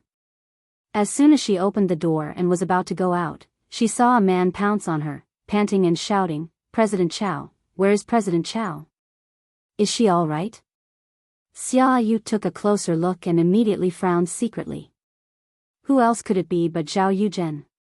Xia Yu knew that a white-collar worker at her level couldn't afford to offend a boss like Zhao Yuzhen. She thought to herself, "I'd better let them meet each other, lest I, a white-collar worker, suffer when the immortals fight." Xia Yu's face was full of smiles. She pretended to be surprised and said, "President Zhao, why are you here?" Hearing Xia Yu's exclamation, Lu Feier looked at the door and immediately frowned. She thought to herself, "This annoying guy's nose is really sharp. How could he know that something had happened to President Chow? Could it be that he has spies in the crew? Yes, it must be so. No wonder he has been able to block us these days. Go back and let me know who it is. I'll teach him a lesson." But no matter how much she hated this person in her heart, she still had to save face. After all, he was an investor, wasn't he? Lu Feier stood up with a warm face and said with a smile, "President Chow, you're here? Please sit down and come in for a glass of water." Zhao Yuzhen looked worried. He wiped the sweat from his forehead and said with a smile, "I heard that something had happened to President Chow, so I rushed over. I was scared to death." "How is it? Is President Chow all right?" While he was talking, his eyes searched for Chow Kefi in the room, but he soon saw Chow Kefi lying quietly on the bed, covered with a quilt, and her slender eyelashes quietly covered her eyes, as if she had fallen asleep. Just as Zhao Yuzhen was about to approach, he suddenly saw a familiar figure standing beside the French window. The man turned around and said to him with a fake smile, "President Zhao, we meet again. This. Isn't this Li Jiandong?" Zhao Yuzhen was so scared that his legs and stomach began to tremble. He almost collapsed on the spot, as if all the dirty thoughts in his stomach had been seen through by the young boy in front of him. His face turned pale, and he couldn't help stepping back as he said, "Ah, it's young Master Li. It's a pleasure to meet you. Last time when Desanxian opened, we parted at the opening ceremony. Young Master Li, you're still as elegant as ever." Zhao Yuzhen was afraid that Li Jiandong would remember the past, so he was so scared that he couldn't even speak clearly. After stammering for a while, he looked around and quickly said to Lu Feier, "Since young Master Li is here, it's good. I still have something to do. I'll go first." After that, he left as if he was running for his life. Seeing that he had admitted defeat, Li Jiandong was no longer aggressive. He just smiled and turned around. Lu Feier was overjoyed when she saw that Li Yundong had scared the guy away with just one sentence. She grabbed Li Yundong's arm and said, "Oh, you're really amazing. You drove this annoying guy away with just one sentence. This guy has annoyed us to death these days. We can't get rid of him no matter how hard we try. You're about to catch up with the door god. By the way, Immortal Li, why don't you come to our crew to take care of your President Chow and help us block these monsters?" Chapter 651. Hearing Lu Feier's words, Li Yundong couldn't help but have an idea. He thought to himself, "She's right. Anyway, I've been exposed now. I might as well use this excuse to stay with Chow Kefi and wait and see. It's also convenient for me to deal with it." Thinking of this, Li Yundong nodded and smiled. "Well, I'm afraid I'll disturb you." Lu Feier was overjoyed. She subconsciously wanted to raise her hand and cheer, but as soon as she raised her hand, she felt a sharp pain in her arm. She groaned in pain, covered her arm, and almost sat down. Only then did she remember that her arm was still dislocated. She had been too nervous and scared just now and had forgotten about it. Li Yundong supported her, looked at her arm, reached out, and gently pinched her shoulder, asking, "Does it hurt?" At this time, Lu Feier had completely relaxed. There was no more worry or fear in her heart. For a moment, she felt that the pain was simply unbearable. Cold sweat rolled down her forehead, and she reluctantly nodded. Li Yundong said softly, "Don't be afraid. I'll help you put your arm back." Lu Feier's face turned pale. "Will it hurt?" Li Yundong smiled and said, "No, just cooperate." As he said this, he slowly lifted Lu Feier's dislocated arm. Although it was late winter, the temperature in Haikao, Hainan was still very hot. Lu Feier was wearing a sleeveless silk dress at this time, and her armpits were shaved clean. Although this was not a private part of a person, Lu Feier felt inexplicably shy. Her cheeks were flushed, and her heart was pounding. She didn't know what this boy wanted to do. Li Yundong seemed to know what Lu Feier was thinking. He smiled and said, "Don't be nervous." As he said this, he raised Lu Feier's dislocated arm and flicked the Jichuan acupoint under Lu Feier's armpit with the finger of his other hand. Lu Feier's bones were only dislocated, and her meridians and qi were not obstructed. Therefore, Li Yundong's flicking immediately made her whole body tremble, as if she had been struck by electricity. From the Jichuan acupoint in her armpit to the Yongquan acupoint in her feet, she almost lost consciousness in an instant. After the flick, Li Yundong immediately grabbed Lu Feier's shoulder with one hand and pushed her arm into the joint with the other. With a crack, Lu Feier's arm was sent back into the distance. Lu Feier heard the terrible sound and was about to scream when he said to her with a smile, "How is it? Does it hurt?" Lu Feier was surprised to find that her arm had recovered. She waved her arm and said with an exaggerated expression, "It doesn't hurt." "It's amazing. How did you do that? You seem to have pressed once and I lost all feeling in my body. Is this the body-fixing art of the immortal technique? Or a paralysis spell in magic?" Li Yundong couldn't help but laugh. "You've watched too many movies. Don't guess randomly. This is a traditional Chinese medicine method. You can find any traditional Chinese medicine doctor and they can explain it to you." The Jichuan acupoint was one of the important acupoints of the human body. It was located at the apex of the armpit, and the axillary artery was on the outside. There were a large number of nerve veins around the acupoint, such as the ulnar nerve, the median nerve, and the cutaneous nerve on the inside of the forearm. It could be said that this was the central passage connecting the human body and the arm. It was an extremely developed and sensitive place. At this time, Li Yundong could be called a great expert in cultivation.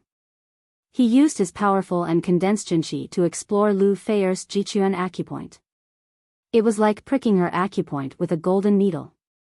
As the saying goes, pull one hair and the whole body will move. As soon as Li Yundong pricked it, the jinqi immediately flowed to every part of her body, controlled her nerves, and made her feel numb in an instant. Lu Feier widened her eyes, as if she didn't believe Li Yundong's explanation, but she couldn't find a better way to explain it. She could only sigh in her heart. Zhao Yuzhen, who had wanted to leave as soon as possible, stopped to listen because he clearly heard Lu Feier's criticism of him after he went out. It would have been better if he hadn't listened, but as soon as he heard it, he was so ashamed and angry that his face turned green and white. He wished that there would be a crack on the ground for him to crawl into. In this world, there was nothing more infuriating than a beautiful woman attacking him in front of a man. Zhao Yogan's original fear turned into anger. After he rushed out of the hotel door, he felt as if there was a raging fire in his chest. He wanted to find someone to vent his anger and take revenge on. This Li Yundong, why does he follow me wherever I go? Why does he always make things difficult for me? Zhao Yuzhen had been humiliated, so he subconsciously transferred this anger to Li Yundong. However, he couldn't beat this boy. The painful lesson of Desanxian last time was still fresh in his mind. Who dared to touch a person who could talk cordially with the top leader of the provincial party committee? Did the old man eat arsenic? Are you tired of living? While he was feeling agitated, he suddenly heard a surprised voice coming from beside him. It was a woman with a strong London accent. She said in English, Mr. Zhao, hello. I didn't expect to see you here. Zhao Yuzhen turned his head and saw a woman about 1.7 meters tall, with brown hair, blue eyes, deep eyes, and a high nose. She looked quite sexy and coquettish. She was looking at him with a smile, and her eyes were full of seduction and ambiguity. Zhao Yuzhen knew that this woman's name was Justin.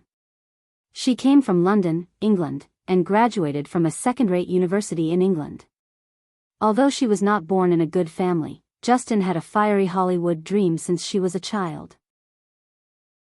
At the age of 16, she went to Los Angeles to pursue her movie dream. However, there was no shortage of beautiful gold diggers and dream chasers in Hollywood. Justin had been wandering in Hollywood for 10 years and had played many small roles, but she had never been able to get the chance to rise to the top. Foreign women matured early and aged quickly. Although a woman was at her peak at the age of 26, the hustle and bustle of Vanity Fair made her look a little tired, which made Justin feel an inexplicable sense of panic and fear. Just as she was feeling anxious, she heard her friend talk about the Red Country in the Far East, which made her think of an idea. Although the film industry in this Red Country started late, it has developed rapidly in recent years. The annual box office has ranked 5th in the world, and the momentum of growth is extremely rapid. In less than 2 years, it will definitely surpass Japan and become the second largest film market in the world. In this case, why don't I go to this distant country first to try my luck? Doesn't the whole world say that Chinese people are rich? Some of her good friends who had gone to China to make money had also sent her text messages. People are stupid, but they have a lot of money. Come quickly. Justin was a woman who did what she thought. She immediately packed her luggage and came to this country that she knew almost nothing about. When she arrived, she realized that she was blind and knew almost nothing. Her dream of making a fortune in a blockbuster suddenly became a little out of reach. Even after being cheated by the shell companies in the film and television industry several times, Justin's 3 meals a day had become a problem. In this situation, she accidentally received a TV series project that Chow Kefi was working on. Although it was said that filmmakers always despised TV series, many Hollywood actors refused to go back to make TV series after making movies. Although Justin was not a big star, she still had a movie on her resume.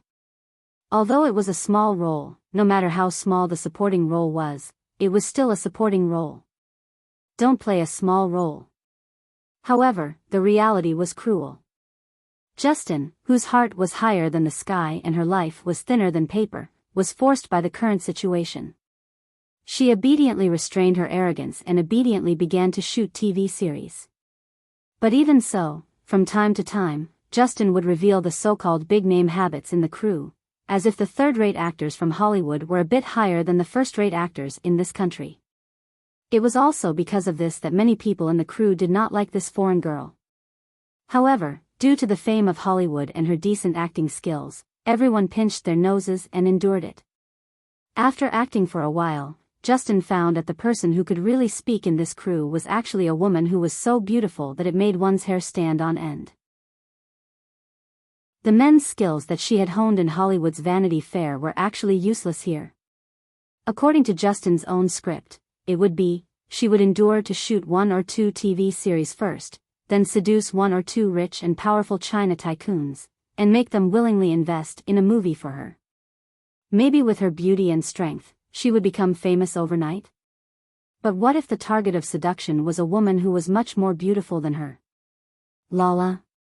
Lily? Lace? Justin, who had a normal sexual orientation, was unexpectedly depressed and angry. It was fine that the boss in the crew was a woman, but she was actually a woman who was more beautiful than her. This was really intolerable. Fortunately, the crew soon became short of funds. The plot that Justin had dreamed of finally appeared. A rich man had finally arrived. Ever since Zhao Yuzhen had appeared, Justin had been intentionally or unintentionally getting close to him. It was really true that her heart shone on the bright moon, but Zhao Yogan's hot blood had been sprinkled on Chow Kefi. However, the bright moon shone on the ditch. Even so, Justin still did not give up. She held the spirit of an internationalist mistress that, as long as she wielded the hoe well, there was no corner that she could not dig up, and launched attacks on Zhao Yuzhen one after another. Of course, Zhao Yuzhen also knew Justin's idea. At this time, he was full of anger. At a glance, when he saw the foreign woman who kept showing off to him, he couldn't help but feel his stomach move. He thought to himself, Chow Kefi, this fragrant beauty, can't be eaten. It seems that it's not bad to satisfy my hunger with this foreign woman. Thinking of this, Zhao Yuzhen couldn't help but smile and reply in English, "It turns out to be Miss Justin. What's wrong? Have you just finished shooting?" Although Zhao Yogan's character was not very good, he was a returnee who had studied abroad and received an MBA. Although his English had a strong Chinese accent, it was not a problem for him to communicate with Qin Haodong. Justin saw that Zhao Yogan's eyes were a little different from usual when he looked at her. There was something unique to men in his eyes. As a woman who had been rolling in the Vanity Fair for a long time, she naturally knew what he was thinking. Justin was delighted and her eyes became more and more charming. She said, "Yes, it's really hot. Mr. Zhao, why are you here? Would you like to have dinner together?" Zhao Yuzhen said with a smile, "Okay. I also want to have a romantic dinner with Miss Kesting." When Justin saw that Zhao Yuzhen emphasized the word romantic, she immediately knew that this big fish was going to take the bait. She was overjoyed and said with a flattered face, "Oh my God, this is the best news I've heard since I came to China. It's my honor to have dinner with such an elegant man like you." After hearing this compliment, Zhao Yuzhen suddenly felt elated. The anger he had suffered from Li Jiandong, Chow Kefi, and Lu Feier seemed to disappear in an instant. He pretended to be modest proudly and said, "Don't mention it. It's also my honor to have dinner with such a beautiful and intellectual lady like you." After the two people, who had their own evil intentions and were thinking of each other, pretended to be polite to each other, and rushed to a nearby French restaurant as if they were a couple. After sitting down, it didn't take long for them to exchange pleasantries before Justin started talking non-stop. She kept complaining about her miserable experience in China and her rough fate. She kept crying along the way, looking very pitiful. Zhao Yuzhen listened patiently and pretended to comfort her. But when he heard what Justin said, he suddenly pricked up his ears and quickly asked, "What did you just say?" Justin wiped the tears from the corners of her eyes with a silk handkerchief and raised her head in a daze. "Which sentence?" Zhao Yuzhen leaned forward slightly and said with a serious face, "You said you don't want to do it anymore?" Justin immediately complained again, "Yes, I'm a Hollywood actor.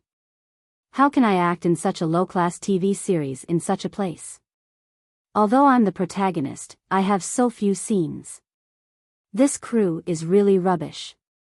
From the producer to the director, for God's sake, it's a compliment for me to say that they are rubbish. They are simply useless. If you hadn't appeared in time like a savior, the crew would have even fallen apart." Zhao Yogan's heart skipped a beat. He slowly leaned back on the chair, and a malicious smile appeared on the corner of his mouth. He couldn't help turning his head to look in the direction of the Xian Hotel. His eyes were cold as he smiled. "Humph, Chow Kefi, Lu Feier and Li Jiandong, you don't make me feel better, so I won't make you feel better." Chapter 652.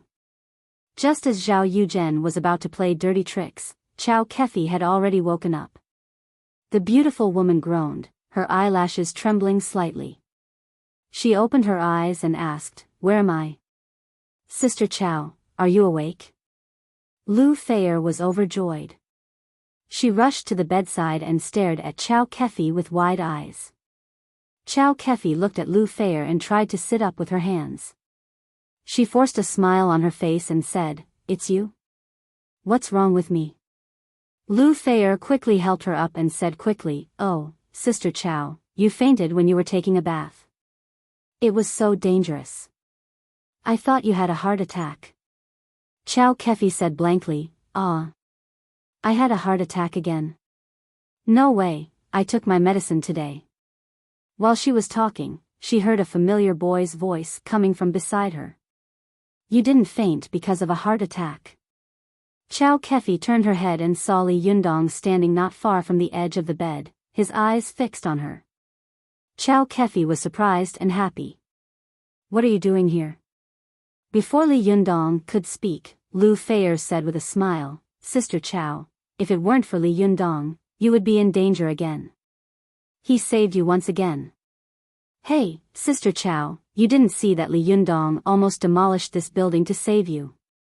The hotel manager on duty came to apologize to us and asked us to change rooms. It was so funny." "Hey, Sister Chow, I'm talking to you, Sister Chow." At first, Chow Kefi was still listening to Lu Feier, but gradually, her attention was focused on the boy in front of her. She suddenly had a feeling that every time she was in trouble or danger, the boy would appear. He was like a cloud, floating in the distant sky. At the beginning, he could still touch him, but slowly, he floated higher and higher, becoming more and more untouchable.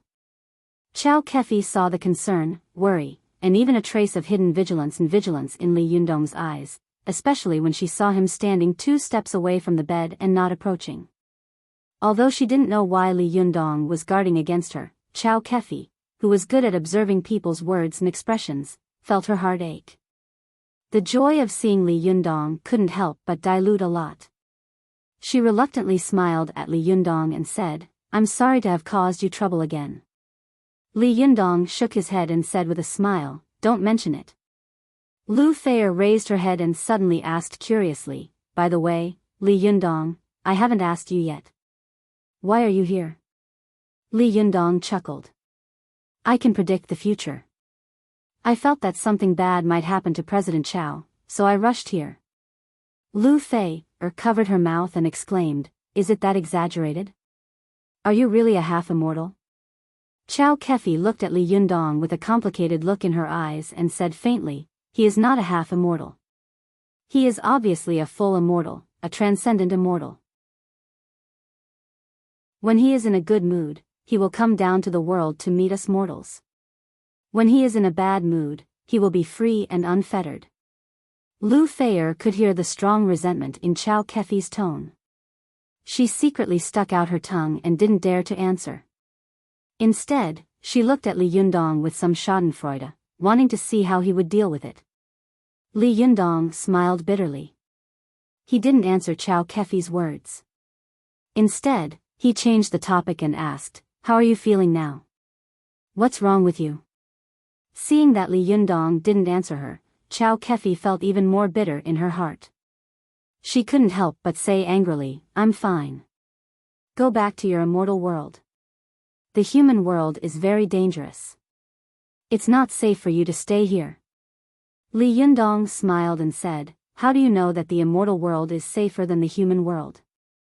Chow Kefi glared at Li Yundong and said, "If that's not the case, why are you so far away from me? Can I eat you?" From the moment Chow Kefi woke up, Li Yundong had been carefully observing her. He wanted to see whether she was Chow Kefi or the mystical silver fox. But after observing for a long time, Li Yundong found that Chow Kefi's words and deeds, voice, and smile were no different from before. It didn't seem that her soul had been taken away by her at all. Li Yundong couldn't help but be surprised. He knew that if the mystical silver fox had already entered Chow Kefi's body and snatched her soul, then the one who was speaking at this time should be the mystical silver fox's disguise. But no matter how similar a person's disguise was, it was impossible for her to speak in the same tone and expression. Besides, the mystical silver fox had been sealed for nearly 1,000 years. How could she disguise herself as a modern person as soon as she came out? Could it be that the mystical silver fox didn't possess President Chow? Li Yundong thought to himself. He took a step forward with a smile and said to Chow Kefi, "President Chow, you really like to joke. I've booked a room near your room. If you feel uncomfortable or have something to do, just call me. I'll be right there." As he said this, he fled like he was running away. Chow Kefi looked at his fleeing figure. She was so angry that she picked up the pillow beside the bed and threw it at the door. Don't come. Go about your business. You're so annoying. Lu Feier looked at Chow Kefi with a strange expression and said with a smile, I used to look forward to the stars and the moon, but now, you want to drive me away. Sister Chow, be careful. If he really leaves later, I'll see where you can cry. Chow Kefi reached out to pinch Lu Feier's waist and said angrily, It's none of my business where he likes to go. Who is he to me? Why should I worry about it? There are so many women around him, and it's not my turn to worry about it. Lu Feier was pinched by Chow Kefi and begged for mercy. She giggled and said, Good sister, stop it. It's so itchy. Yes, you can't worry about it, but it's not that you don't want to worry about it. You want to, but you don't have the strength. Chow Kefi was furious. You damn girl, if I don't beat you for 3 days, you'll go to the roof and tear the tiles, won't you? After that, she pounced on Lu Feier. Lu Feier was shocked. She quickly raised her hands and shouted with a smile, Sister Chow, you've just recovered from a serious illness. Be careful of your body. Don't make trouble. Chow Kefi stopped and glared at Lu Feier. What do you mean by just recovering from a serious illness? I don't think I'm sick. On the contrary, I think I'm in good health. I've never been so good. Lu Feier knew that Chow Kefi's 9-in white bone claw was powerful, and she also knew that she couldn't do strenuous exercise, let alone get emotional, so she didn't dare to provoke her again. She said carefully, Sister Chow, don't force yourself. If you really feel uncomfortable, tell me quickly while your little enemy is still here. Otherwise, when our crew finishes filming, he will really disappear again. Chow Kefi said casually, Humph, who cares about him? He has no conscience. He treats me as. But soon Chow Kefi came to her senses. Her eyes widened and she said, What? What do you mean by, when our crew finishes filming, he will disappear again? Lu Feier said with a proud look, Hey, Sister Chow, you don't know, do you? When you were in a coma, Zhao Yuzhen came again. As a result, this guy was scared away as soon as he saw Li Jiandong. I saw that your little enemy was more useful than a door god, so I asked him to come to our crew to help us block this kind of evil spirit. Am I very smart? When Chow Kefi heard this, she couldn't help but be overjoyed. But as soon as she raised her eyebrows, her face immediately fell again. She said in a hypocritical manner, Humph, what's there to block? You, always playing these useless little tricks. Are you going to pay for the hiring fee or me? The crew is so short of funds now. Where can I find the money? Lu Feier saw that the corners of Chow Kefi's eyes were full of uncontrollable joy, but her words were very stubborn. She giggled and said, Do you still have to pay for ordering your little enemy? It's okay. Just order him around. I promise it'll be fine. In the future, if there's any physical work in the crew, I'll give it all to him. Chow Kefi suddenly frowned and said, Have you taken the wrong medicine? Are you ordering him around like a laborer? Lu Feier immediately giggled and fell onto the bed. The fox's tail is exposed, but you're still so stubborn. I think you're more worried about her than anyone else. After Lu Feier finished speaking, she jumped up and hid to one side, for fear that Chow Kefi would come and torture her later. But when she saw that Chow Kefi was angry, her first reaction was to touch her back with her hand, as if to see if her fox's tail was exposed. Lu Feier immediately laughed and said, Don't worry, I'm just teasing you. The fox's tail is not exposed. Chow Kefi was stunned, and soon she pounced on her with shame and anger. You wicked girl, if I don't teach you a lesson today, you won't know who I am. Lu Feier let out a cry of alarm and hurriedly ran away, playing hide-and-seek with Chow Kefi in the room. The two of them laughed and joked for a while, and soon the previous storm calmed down. The next day, Lu Feier woke up in a daze and looked at the time. She suddenly jumped up from the bed and shouted, Oh, it's over. I'm going to be late. The director is going to scold me again. She was about to wake Chow Kefi up, but she saw that Chow Kefi's bed was empty. She rushed to the bathroom, only to see that Chow Kefi had already put on her clothes and was drawing makeup in front of the mirror. Lu Feier glanced over and saw that after Chow Kefi's eyes were painted with eyeliner, the charming lines at the corners of her eyes were especially outlined, making her look extremely seductive. Especially her small and red lips were smeared with a layer of sparkling lip gloss, making her red lips look like a ripe cherry. Even a woman like herself couldn't help but want to take a bite. Chow Kefi was born beautiful, and her appearance was outstanding. It could be said that she was born beautiful. Usually, she never put on makeup, but today, she put on makeup for the first time. The effect of this beautiful woman's meticulous makeup was really very lethal. Even a great beauty like Lu Feier was stunned. She saw that Chow Kefi's skin was white and rosy, and there was a healthy ruddiness in her delicate snow-white skin, which was completely different from the sickly white skin in the past. This kind of ruddiness made Chow Kefi look particularly full of vitality. Her whole body looked gorgeous, and people couldn't look at her directly. Lu Feier couldn't help exclaiming, "Sister Chow, you're already beautiful enough. You don't need to put on makeup anymore. If you put on makeup again, are you going to let us live?" Chow Kefi turned around and smiled sweetly. "Am I beautiful?" Lu Feier nodded quickly like a chick pecking rice. "You're so beautiful that even ghosts and gods hate you. Stop putting on makeup. Otherwise, some mountain king will take a fancy to you and take you away to be his wife. You'll be crying all day long." Chow Kefi rolled her eyes at her. "Nonsense. Have you lost your consciousness from all the filming? Don't you know what era you're in?" Lu Feier hurriedly urged, "Stop talking. We're going to be late. Sister Chow, stop putting on makeup. You're already very beautiful. Our driver, Lao Wang, is a pervert. Do you want him to peek at you when he's driving and cause a car accident?" Chow Kefi raised her eyebrows.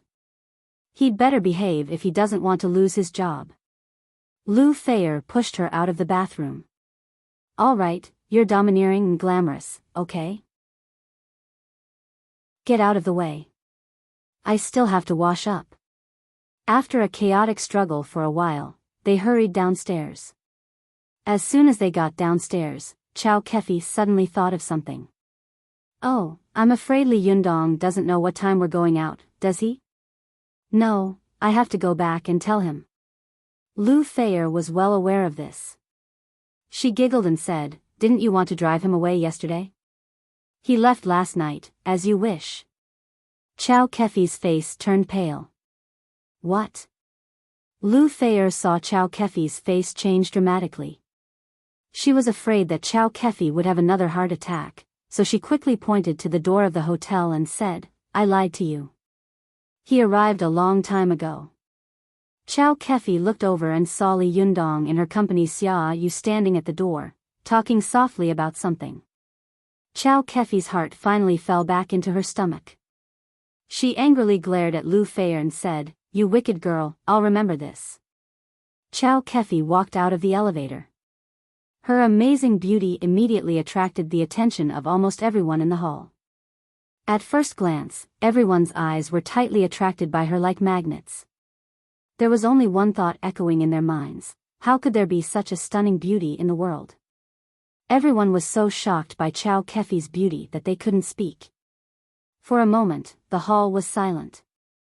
Li Yundong, who was at the door, saw that the hall behind him was suddenly so quiet that one could hear a pin drop. He turned around in surprise, but he was also stunned. Even though Li Yundong was used to seeing stunning beauties like Su Chan, Zi Yuan, and Zhou Qin, he was still shocked by Chow Kefi's breathtaking beauty. He watched Chow Kefi walk out of the hotel with his mouth agape.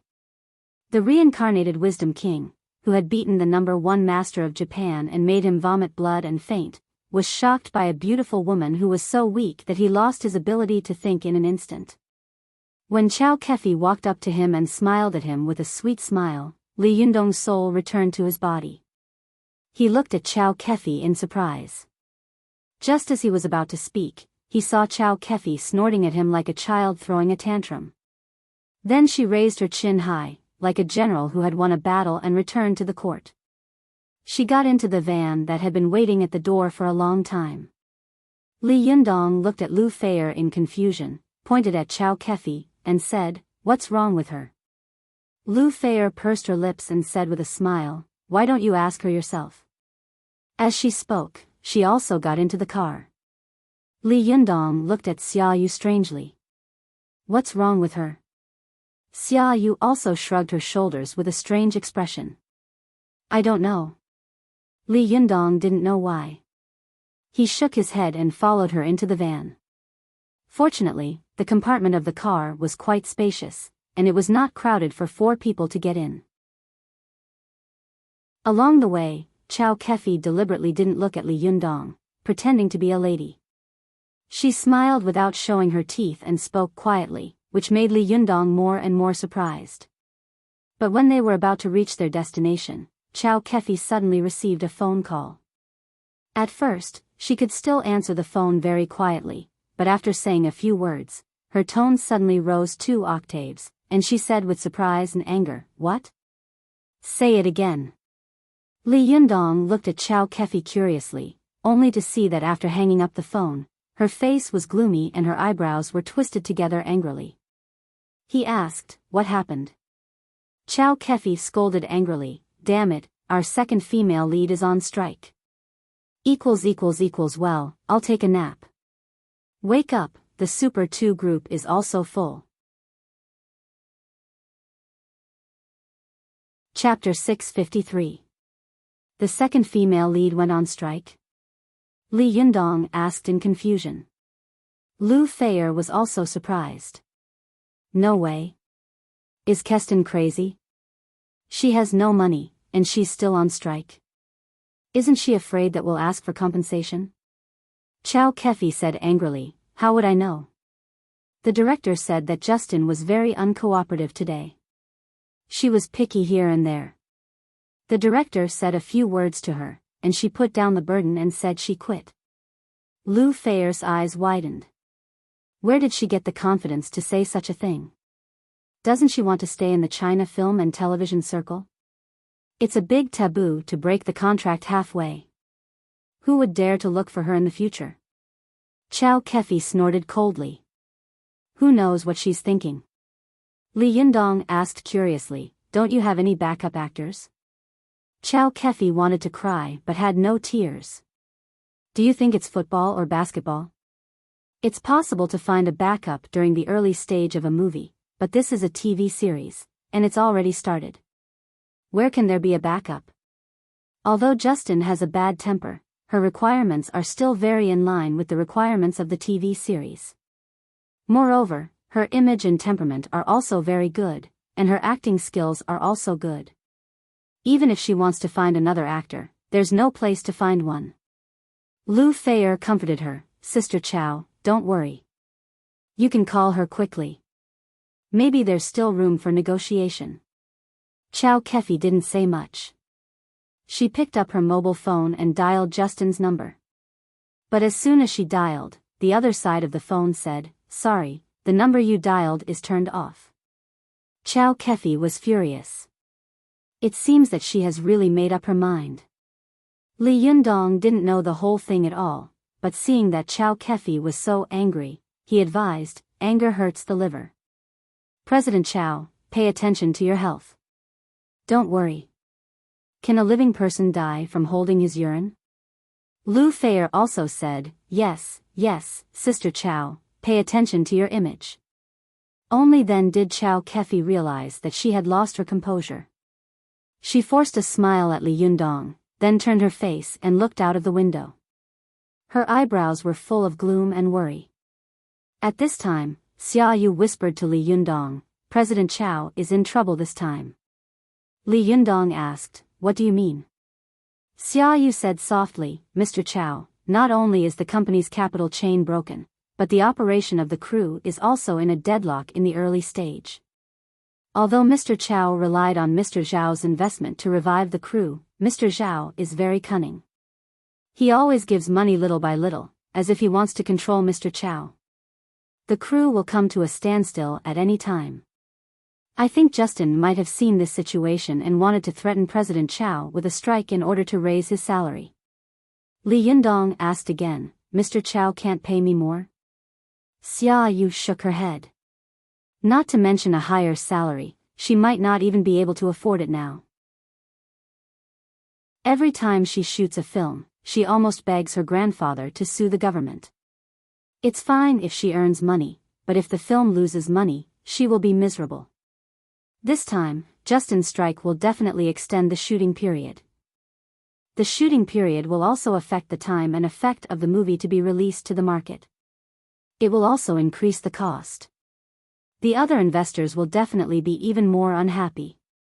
When the time comes, there will be internal and external troubles. As she spoke, Xia Yu shook her head with an expression of disbelief. Li Yundong pondered for a while, then turned to Chow Kefi and asked, what are the requirements for the second female lead in this film? Chow Kefi turned her face and said without hesitation, this TV series is about exotic love. The second female lead is a foreign woman. She has to be beautiful and have an outstanding temperament. It's best to have the feeling of a lady from a noble family, reserved and sunny. In fact, the acting skills of this role are secondary, but the temperament and feeling are very important. We have tried many foreign actresses, but none of them have this kind of feeling. Although Justin's character is very bad, her acting skills are very solid. She looks like whatever she plays, so she was chosen at the beginning. After hearing this, Li Yundong pondered for a moment and nodded. I see. I'll meet this Justin later. Chow Kefi looked at Li Yundong and asked tentatively, do you have a way? Li Yundong smiled slightly. Let's give it a try. Maybe it will work. Chow Kefi's heart skipped a beat. She had seen all kinds of incredible abilities of this boy, but she didn't dare to imagine that Li Yundong could help her settle such a trivial matter. Seeing the joy on Chow Kefi's face, Li Yundong said with a smile, don't be happy too early. I'm just trying.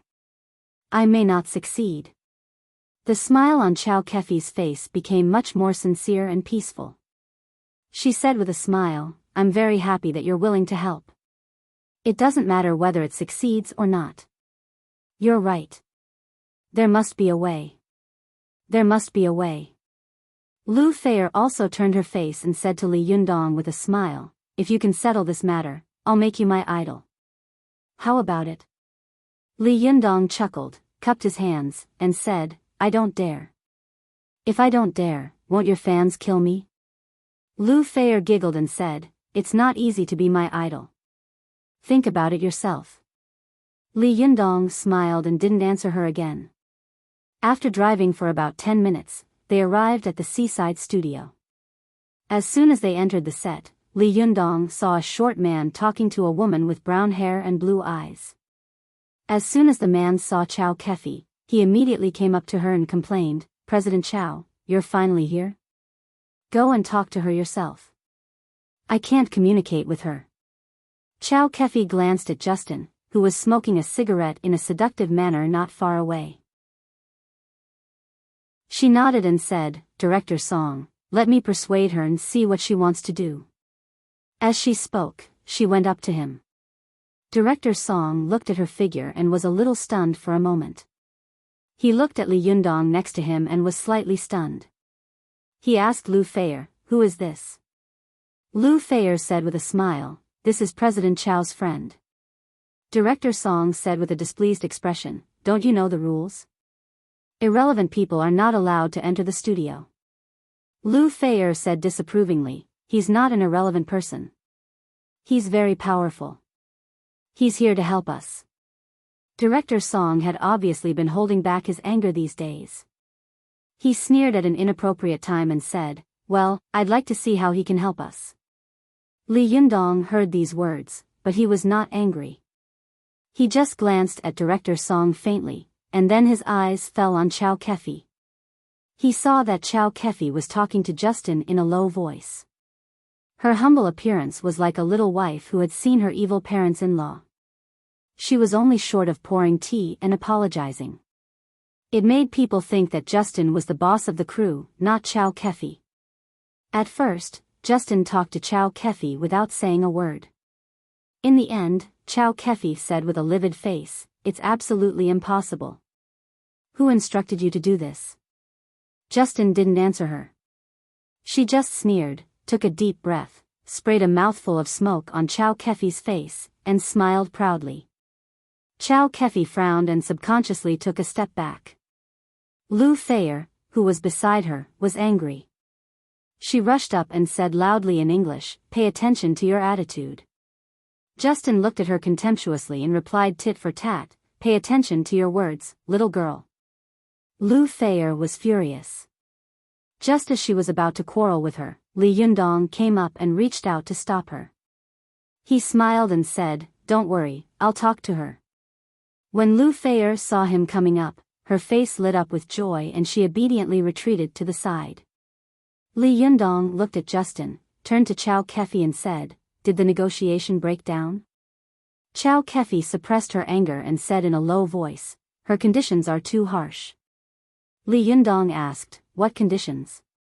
Chow Kefi said, "She asked to increase the number of scenes of the second female lead, more than the first female lead.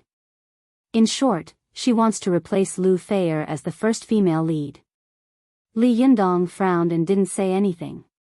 At this time, Lu Thayer suddenly whispered, "Sister Chow, I don't have any objections. If things can be settled."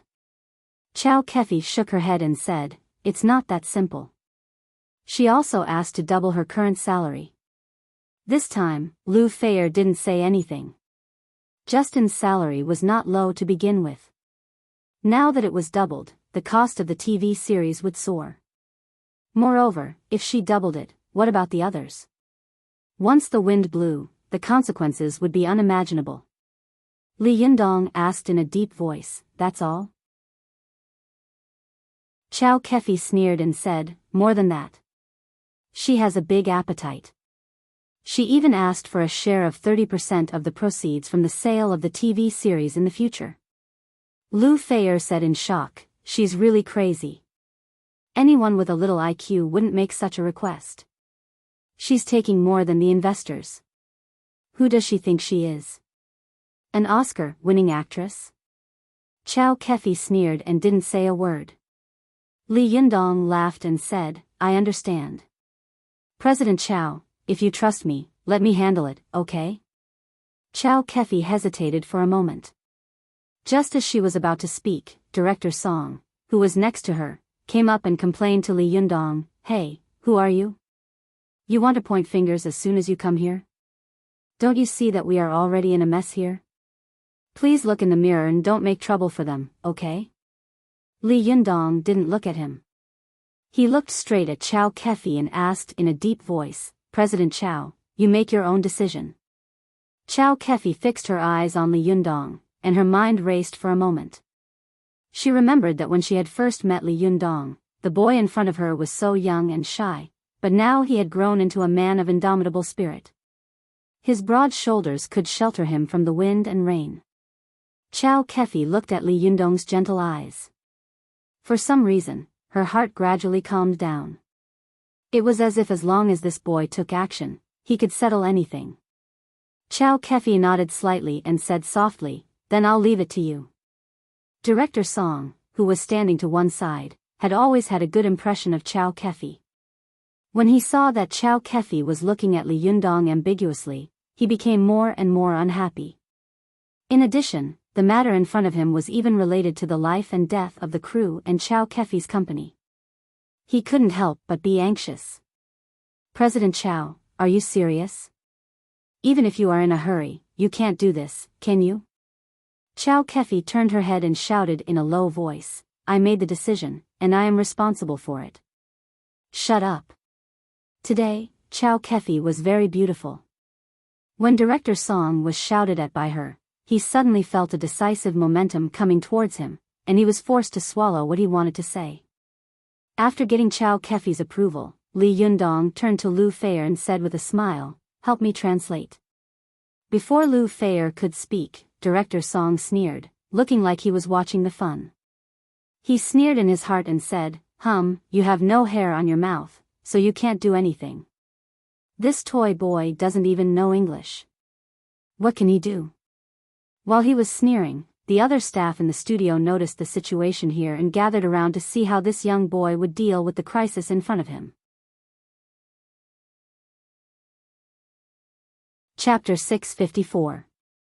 Li Yundong's words surprised Lu Feier very much. She didn't seem to dare to imagine that this handsome man, who was omnipotent in her mind, didn't know English. Lu Feier looked at Li Yundong curiously. You don't speak English?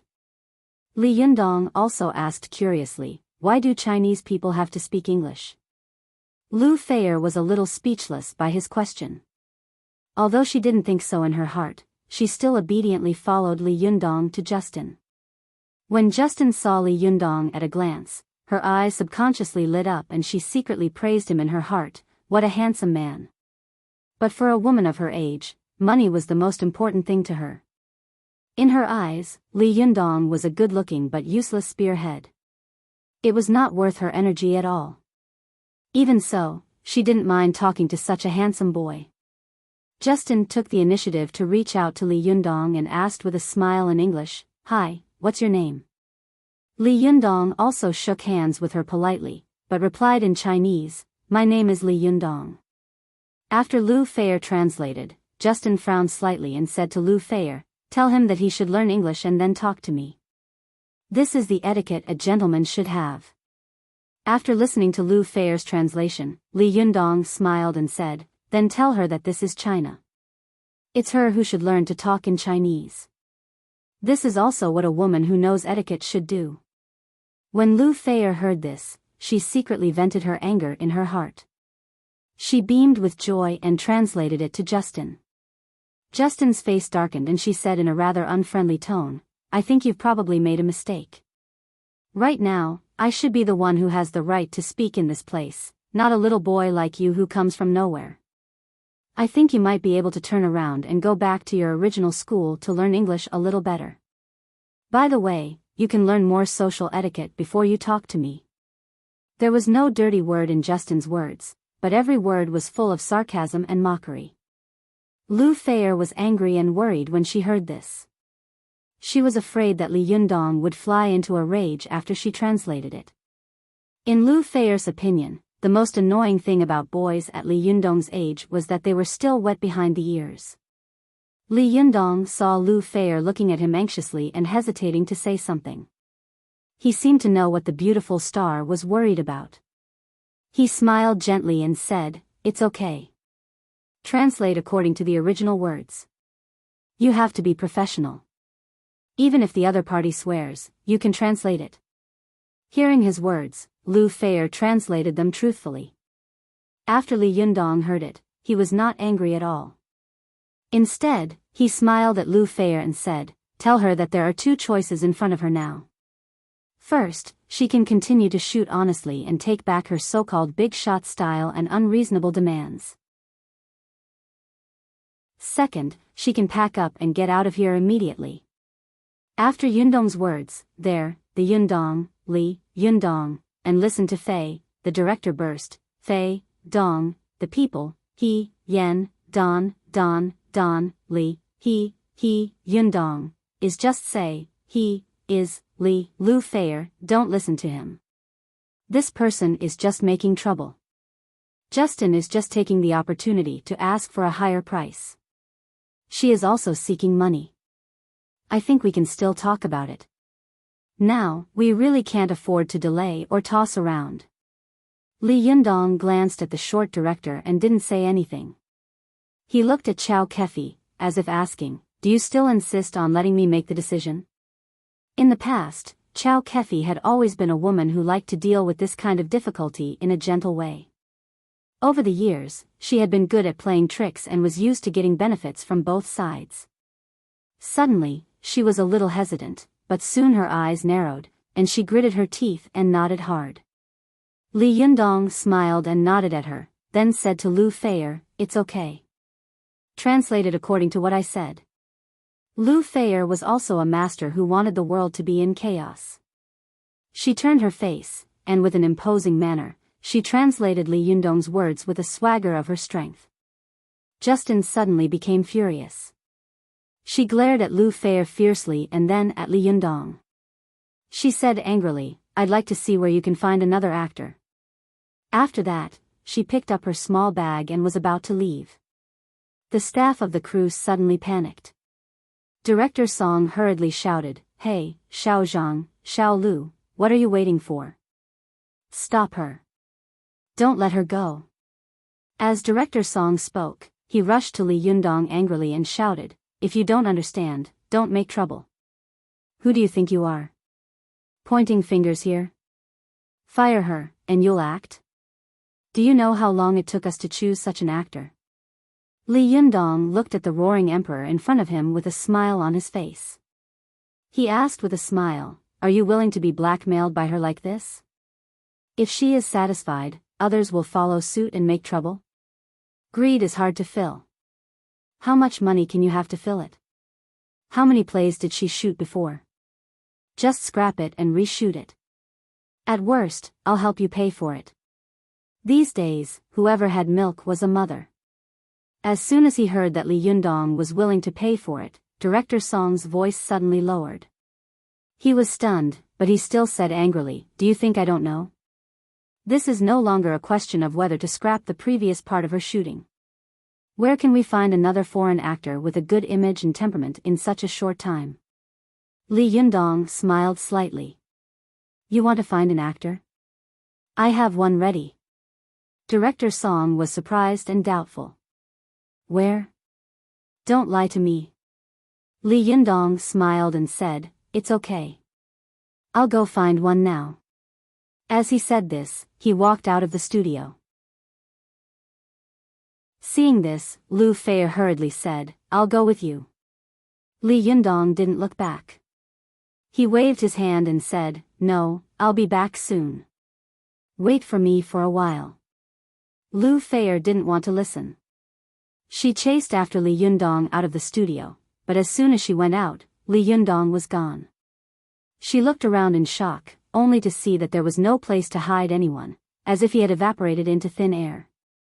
Lu Feier was stunned for a long time before she turned around and returned to the studio. Her face was blank and she muttered in a low voice, "Is he really a god?" When she returned to the studio, she saw that the other staff members of the film crew were taking a soft approach to appease Justin. The British girl also seemed to want to see the actor that Li Yundong had found to replace her. She smoked with a mocking expression and watched all this coldly. At first, Director Song still had a glimmer of hope, but as time passed, he slowly couldn't sit still. He kept asking Chow Kefi about Li Yundong's identity and background. However, Chow Kefi didn't want Li Yundong to be involved too much, and she didn't want Li Yundong to worry too much about her, so she kept evading Director Song's words. She just said evasively, "He is a very complicated person. He will do what he says. You just need to know this. Don't worry." Lu Feier, who was standing to one side, also chimed in with a heartless expression, "That's right, Director Song. You're too worried. The person that Sister Chow and I invited back is a big shot." Director Song was a little relieved, but he muttered, "Big shot? How can there be so many big shots these days? Is there someone who is more important than me?" Lu Feier chuckled and ignored him. She turned her face and began to chat and laugh with Chow Kefi. A group of people waited in the studio, bored. This wait lasted for 2 hours. At first, Chow Kefi and Lu Feier were full of confidence, thinking that Li Yundong would come back soon. But as time passed, they also became a little flustered and weak. They didn't even whisper to each other. The two of them looked at each other, and Director Song paced back and forth anxiously, like an ant on a hot pan. Waiting like this, another half an hour passed, and Justin finally couldn't bear it anymore. She sneered, threw the cigarette in her hand on the ground, stepped on it with the tip of her high heels, and said in a sarcastic tone, "It seems that the savior hasn't appeared. You can continue to wait. I'll go first." With that, she was about to go out. Director Song's face changed and he quickly shouted, "Hey, don't go. Let's talk about it." As soon as he finished speaking, he heard a voice coming from outside the studio. "Let her go."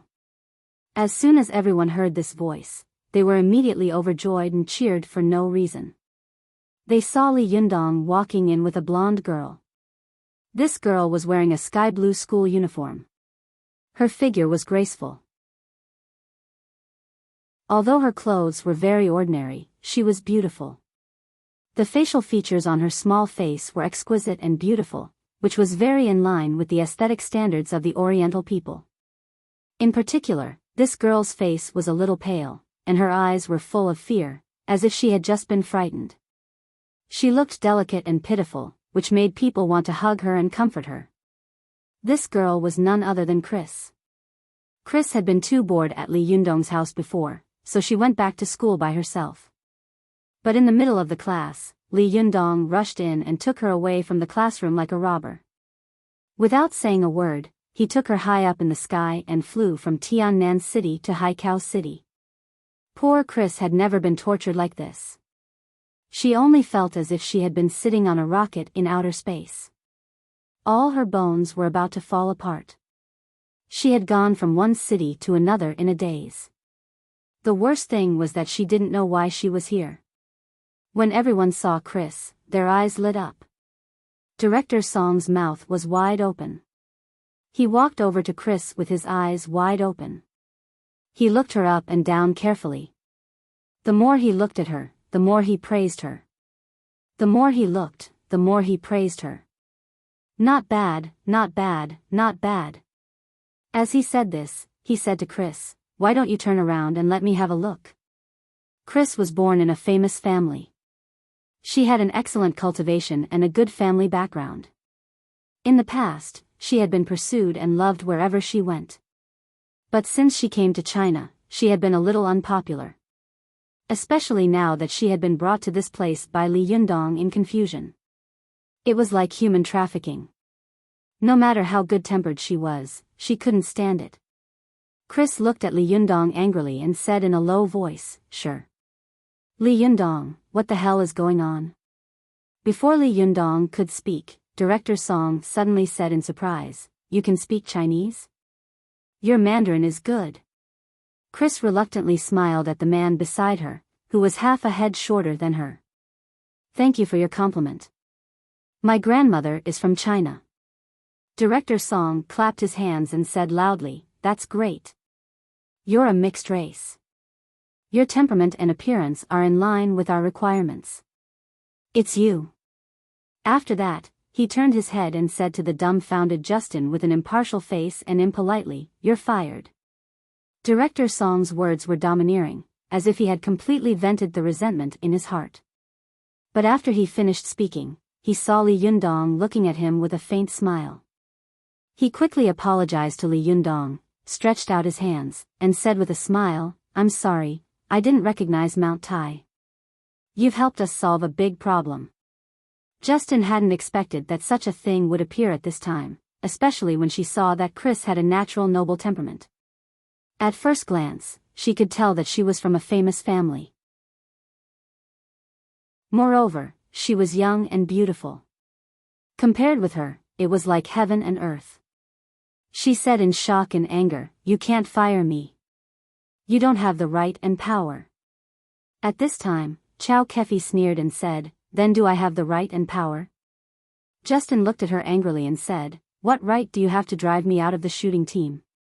Chow Kefi sneered and said, "No reason, because I'm the producer. You can go back first, or you can make an appointment with your agent and lawyer in advance to wait for us at home. We'll contact you in a few days." After that, she turned her head and no longer looked at Justin. Her face was full of pride. The staff in the studio couldn't stand Justin's behavior for a long time. They laughed loudly and mocked Justin. Justin's pretty face turned red and white in a burst of ridicule. She gritted her teeth, turned her head, and rushed out. Director Song laughed and said to Chow Kefi, "That's great. It's really satisfying. I don't like this bitch for a long time. Chow Kefi smiled slightly, turned to Li Yundong, and said, "Thank you so much." Li Yundong laughed and said, "It's nothing. You don't have to thank me." For a moment, everyone in the studio laughed and celebrated. Only Chris was shocked and angry. She grabbed Li Yundong and said loudly, "What on earth are you doing? I don't know how to act." Li Yundong winked at her and said in a low voice, "You don't know how to act? You can learn." Chris wanted to cry but had no tears. I came to China to learn cultivation, not to learn to act. If I want to learn to act, why don't I go to Hollywood? God. Who can tell me what the hell is going on? Chapter 655. Just as Li Yundong was involved in a small storm in the crew, Su Chan, Zi Yuan, and Zhou Qin were involved in a bigger storm in the Shen family in Tiannan City. After the three of them returned the Medicine King tripod intact, Shen Wankai, who had been knocked out in the conflict and then frightened by the bad news, immediately jumped up from the hospital bed as if he had come back to his senses. Shen Wankai looked at the Medicine King tripod that he had lost and regained. For a moment, he burst into tears, but the Tianai auction house was even more excited than him. The manager of the auction house almost worshipped Su Chan, Zi Yuan, and Zhou Qin, and wished he could offer them a longevity temple. If Su Chan, Zi Yuan, and Zhou Qin hadn't brought the Medicine King tripod back, the Tianai auction house couldn't imagine what kind of blow this incident would have caused to them. Who would dare to bid for their things in the future? Because the news that the Medicine King tripod had been sold at an amazing price spread all over the country in the first place, the news that the Medicine King tripod had been magically taken away immediately after the auction was over was even faster than this news. Stealing a work of art worth 700 million yuan in public was a big deal no matter where it was. This matter even alarmed the provincial party committee and the provincial government. Even Li Yuanbua and Zhou Kachang were alarmed, especially when Zhou Kachang knew that this matter also involved Li Yundong and his daughter. He even asked Li Yuanbua for help and transferred Director Zhong, who was the deputy director of the Provincial Public Security Department, to lead the team to set up the Medicine King tripod robbery investigation team, and personally asked about this matter. Therefore, when the Medicine King tripod was returned to Zhao intact, it immediately caused a sensation in Tiannan City. For a time, countless reporters swarmed there. Not only the reporters from the major TV stations in the province and the city, but even CCTV also sent a special team. For a time, the Shen Villa was very lively. "Miss Zhou, may I ask who took the Medicine King tripod? How did you find the Medicine King tripod? Miss Zhou, I heard that you were also present when the Medicine King tripod was robbed. Can you describe the scene for us? Miss Zhou, may I ask where you found the Medicine King tripod? How did you get the Medicine King tripod from the robbers? Do you have any connection with the robbers?" All kinds of questions flooded Zhou Qin like a tide. The reporters stretched out their arms and almost stuffed the microphones into her mouth. Su Chan, who was standing on the second floor of the villa and watching all this, patted her chest with lingering fear. That was close. Fortunately, I wasn't dealing with these reporters downstairs. Otherwise, I would have been swallowed alive by them. Zi Yuan stood next to Su Chan and said with a smile, "I know that neither you nor I can handle it, so I asked Zhou Qin to go." Zi Yuan was very careful. She had expected such a situation before returning the Medicine King tripod, so she and Zhou Qin had long been prepared to deal with it. There was no better candidate than Zhou Qin in this situation. This socialite of the Zhou family seemed to be born for this kind of grand occasion. At this time, Zhou Qin, who was downstairs, gave full play to her bearing as a daughter of a famous family. She dealt with every question flawlessly, especially when she heard a very malicious question from a reporter. She turned her head to look at the reporter and said, "Miss, you can ask the public security officers involved in the investigation about your previous questions. I have told them everything I know. As for your last question, I would like to ask, why do you think we have any connection with the robbers?" This reporter was a woman in her 30s. She was the ace reporter of the provincial TV station. She had always been known for her sharp and aggressive questions. She said bluntly, with all due respect, when the robbers stole the Medicine King tripod, it was the three of you who were present. And when the Medicine King tripod was returned, it was the three of you who were present. This can't help but make people's imagination run wild. Zhou Qin raised her eyebrows, and her eyebrows were full of heroic spirit. She said in a diplomatic language, "You are reporter Wang of the provincial TV station, right? I know you. You are very famous." Reporter Wang smiled slightly and said, "Thank you for your compliment, but please don't bypass my question." Zhou Qin smiled slightly and retorted sharply, "I didn't bypass your question. I just think that your fame doesn't match your ability. It's a typical case of unworthy reputation. Because I think it would be better for you to be a detective or a movie screenwriter. You have a very rich imagination.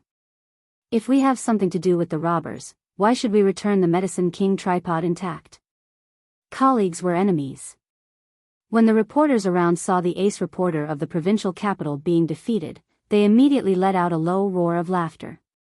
Reporter Wang was slightly annoyed, but she quickly said, "Isn't it? The whole thing looks like a self-directed farce, or is it just a publicity stunt?" As soon as this was said, the reporters around whispered to each other and nodded secretly. This was also what they had guessed, but not everyone dared to make things clear so directly like reporter Wang. If one wanted to be a qualified reporter in China, it was absolutely impossible to be a good reporter without an excellent sense of desire and character. Almost every reporter present knew Zhou Qin's identity, and they also knew that the daughter of the Zhou family in front of them was not easy to deal with. There was no one like reporter Wang who dared to twist the tiger's whiskers. For a moment, everyone looked at Zhou Qin in unison, wanting to see how the eldest daughter of the Zhou family would deal with such a sharp and shrewd question. Zhou Qin was not as angry as everyone thought, nor did she speak ambiguously. She just smiled slightly and asked, "Using a work of art worth 700 million yuan to hype up?" The Medicine King tripod was sold at an astonishing price of 700 million yuan. This itself is a huge hype. Do you need to use a self-directed robbery to hype up? What if something goes wrong? Is it worth taking such a huge risk? Is it worth it? Reporter Wang, your imagination is incomparably rich, but your IQ is really a bit problematic. Reporter Wang had obviously practiced an iron face for a long time. As if she hadn't heard Zhou Qin's teasing, she quickly asked, "Miss Zhou, can you tell us in detail how you retrieved the Medicine King tripod?" Zhou Qin changed back to a diplomatic smile and tone. "You should ask the public security personnel in charge of this case. I have no comment." Reporter Wang was unwilling to give up and asked a series of questions. The other reporters were also unwilling to be left out. Once again, all kinds of questions were thrown at Zhou Qin like a storm. While Zhou Qin was dealing with them one by one, several young men suddenly squeezed into the crowd. The young man in the lead grabbed Zhou Qin and walked out without saying anything. Su Chan quickly grabbed Zi Yuan's arm and said, "Sister Zi Yuan, has Sister Zhou Qin been taken away? Should we save her?" Zi Yuan shook her head and said, "Don't be silly. With Zhou Qin's current strength, if she doesn't want to go, who can take her away? This must be an acquaintance of Zhou Qin's." Only then did Su Chan feel relieved. She suddenly smiled and said, "Yes, Sister Zi Yuan, you are so smart." The surrounding reporters rarely encountered such a beautiful and sharp-tongued interviewee as Zhou Qin. How could they let her go so easily? They all followed her out like a tide. The young man turned his head and pointed to Zi Yuan and Su Chan on the second floor, saying, "Go and interview them. They also know." These reporters turned their heads in unison and saw Su Chan and Zi Yuan looking at them in the corridor on the second floor. Their eyes lit up, and many reporters immediately turned around and rushed toward them. Su Chan was shocked. She quickly turned her head and hid in the room that Chen Wankai had prepared for them. Ziyuan had a noble temperament and didn't like to have too much contact with secular people. She had always avoided this kind of scene as much as possible, so she naturally followed Su Chan and dodged quickly.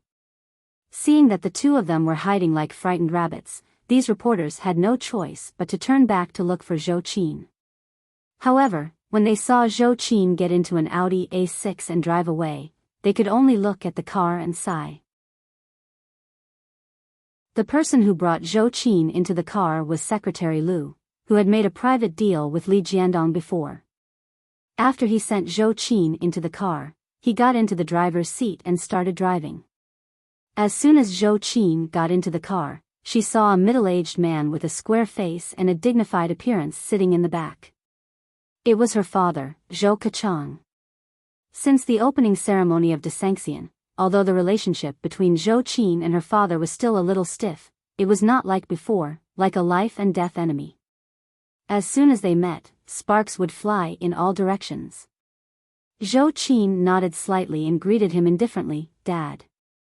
Zhou Kachang habitually took out a cigarette from his pocket and rubbed it with his hand. Before he could speak, Zhou Qin frowned and said, "Why can't you get rid of your old habits?" Zhou Kachang smiled and said, "I won't smoke." "Can't I smell it?" Zhou Qin didn't comment and said lightly, "Why do you have time to come to me today?" Zhou Kachang put the cigarette between his nose and took a deep breath. He sighed and said, "You made such a big noise. How could I not come to you?" "Hey, 700 million, not 7 million, not 70 million. Humph, you're really capable. You didn't move for a long time, but when you moved, you made a mess for me. Do you know how big the impact of this matter is? The central government has been shaken. Do you know that?" Zhou Qin frowned secretly. "Is that necessary? 700 million is not enough to alarm the central government, is it? You officials spend more than this every day on eating, drinking, gambling, and wasting money, right?" Zhou Kachang was furious. He raised his eyebrows and said angrily, What nonsense are you talking about? How can you spout such nonsense?" Zhou Qin sneered and turned her head to one side, as if she disdained to say a few more words to her father, who was an official.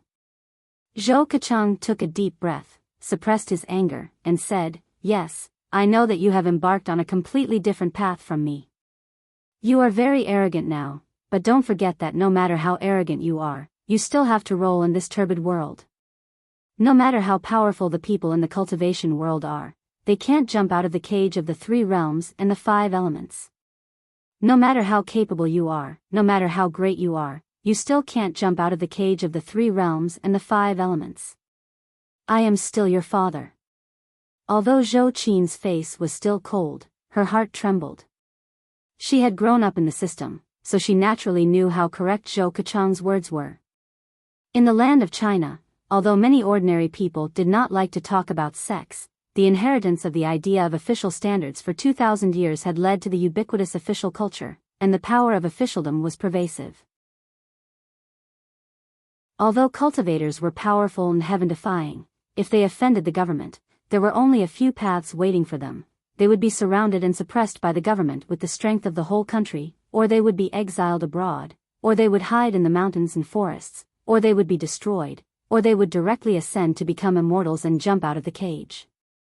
Apart from that, there was no other way. This was something that both Buddhist and Taoist cultivation sects had been proven countless times in the long history of China's 2,000 years of feudalism. During the Wei, Jin, and Southern and Northern dynasties, Emperor Taiwu of the Northern Wei dynasty and Emperor Wuzong of the Tang dynasty had launched a large-scale campaign to destroy Buddhism.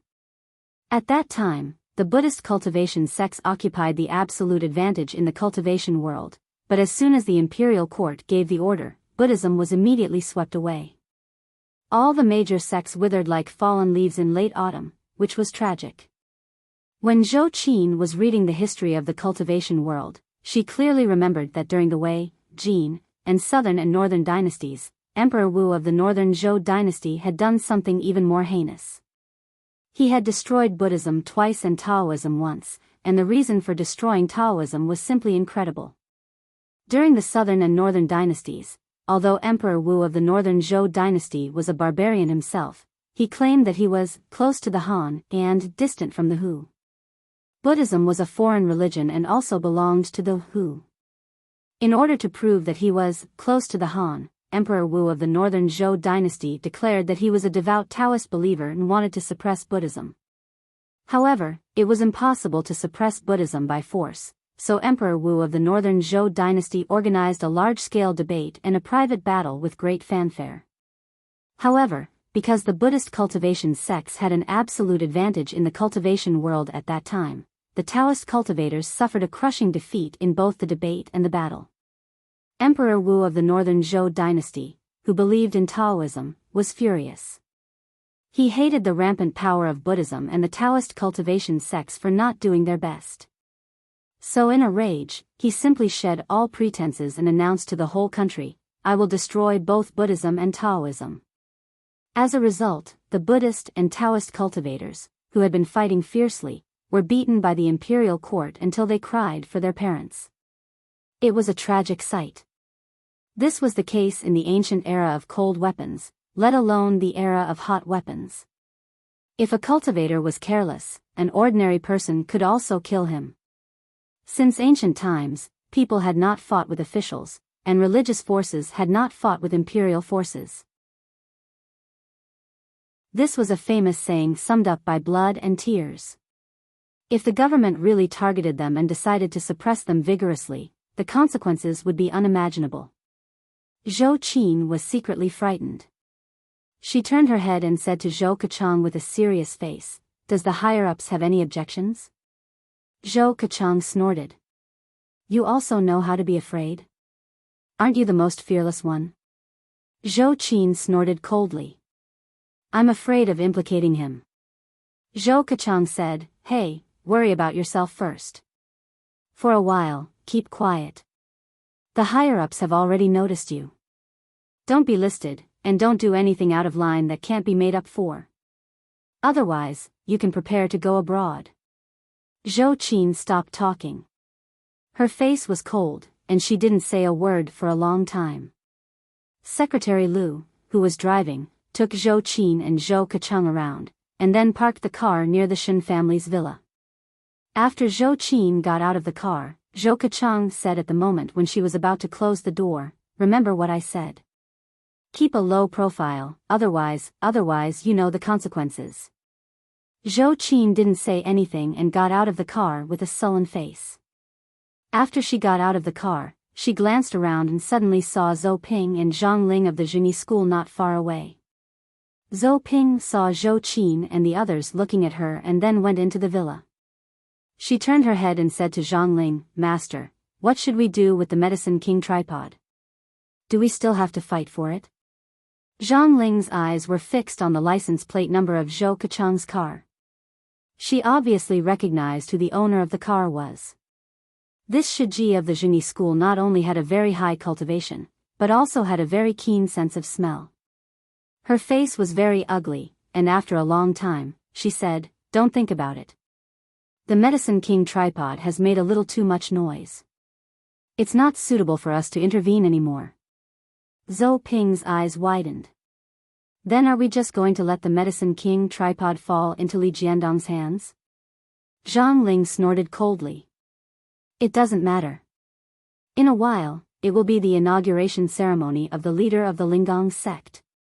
At that time, we will get back all of this." After that, she smiled coldly, turned around and shouted coldly, "Let's wait and see." Sorry, I went out today. It's late, and there will be another update later.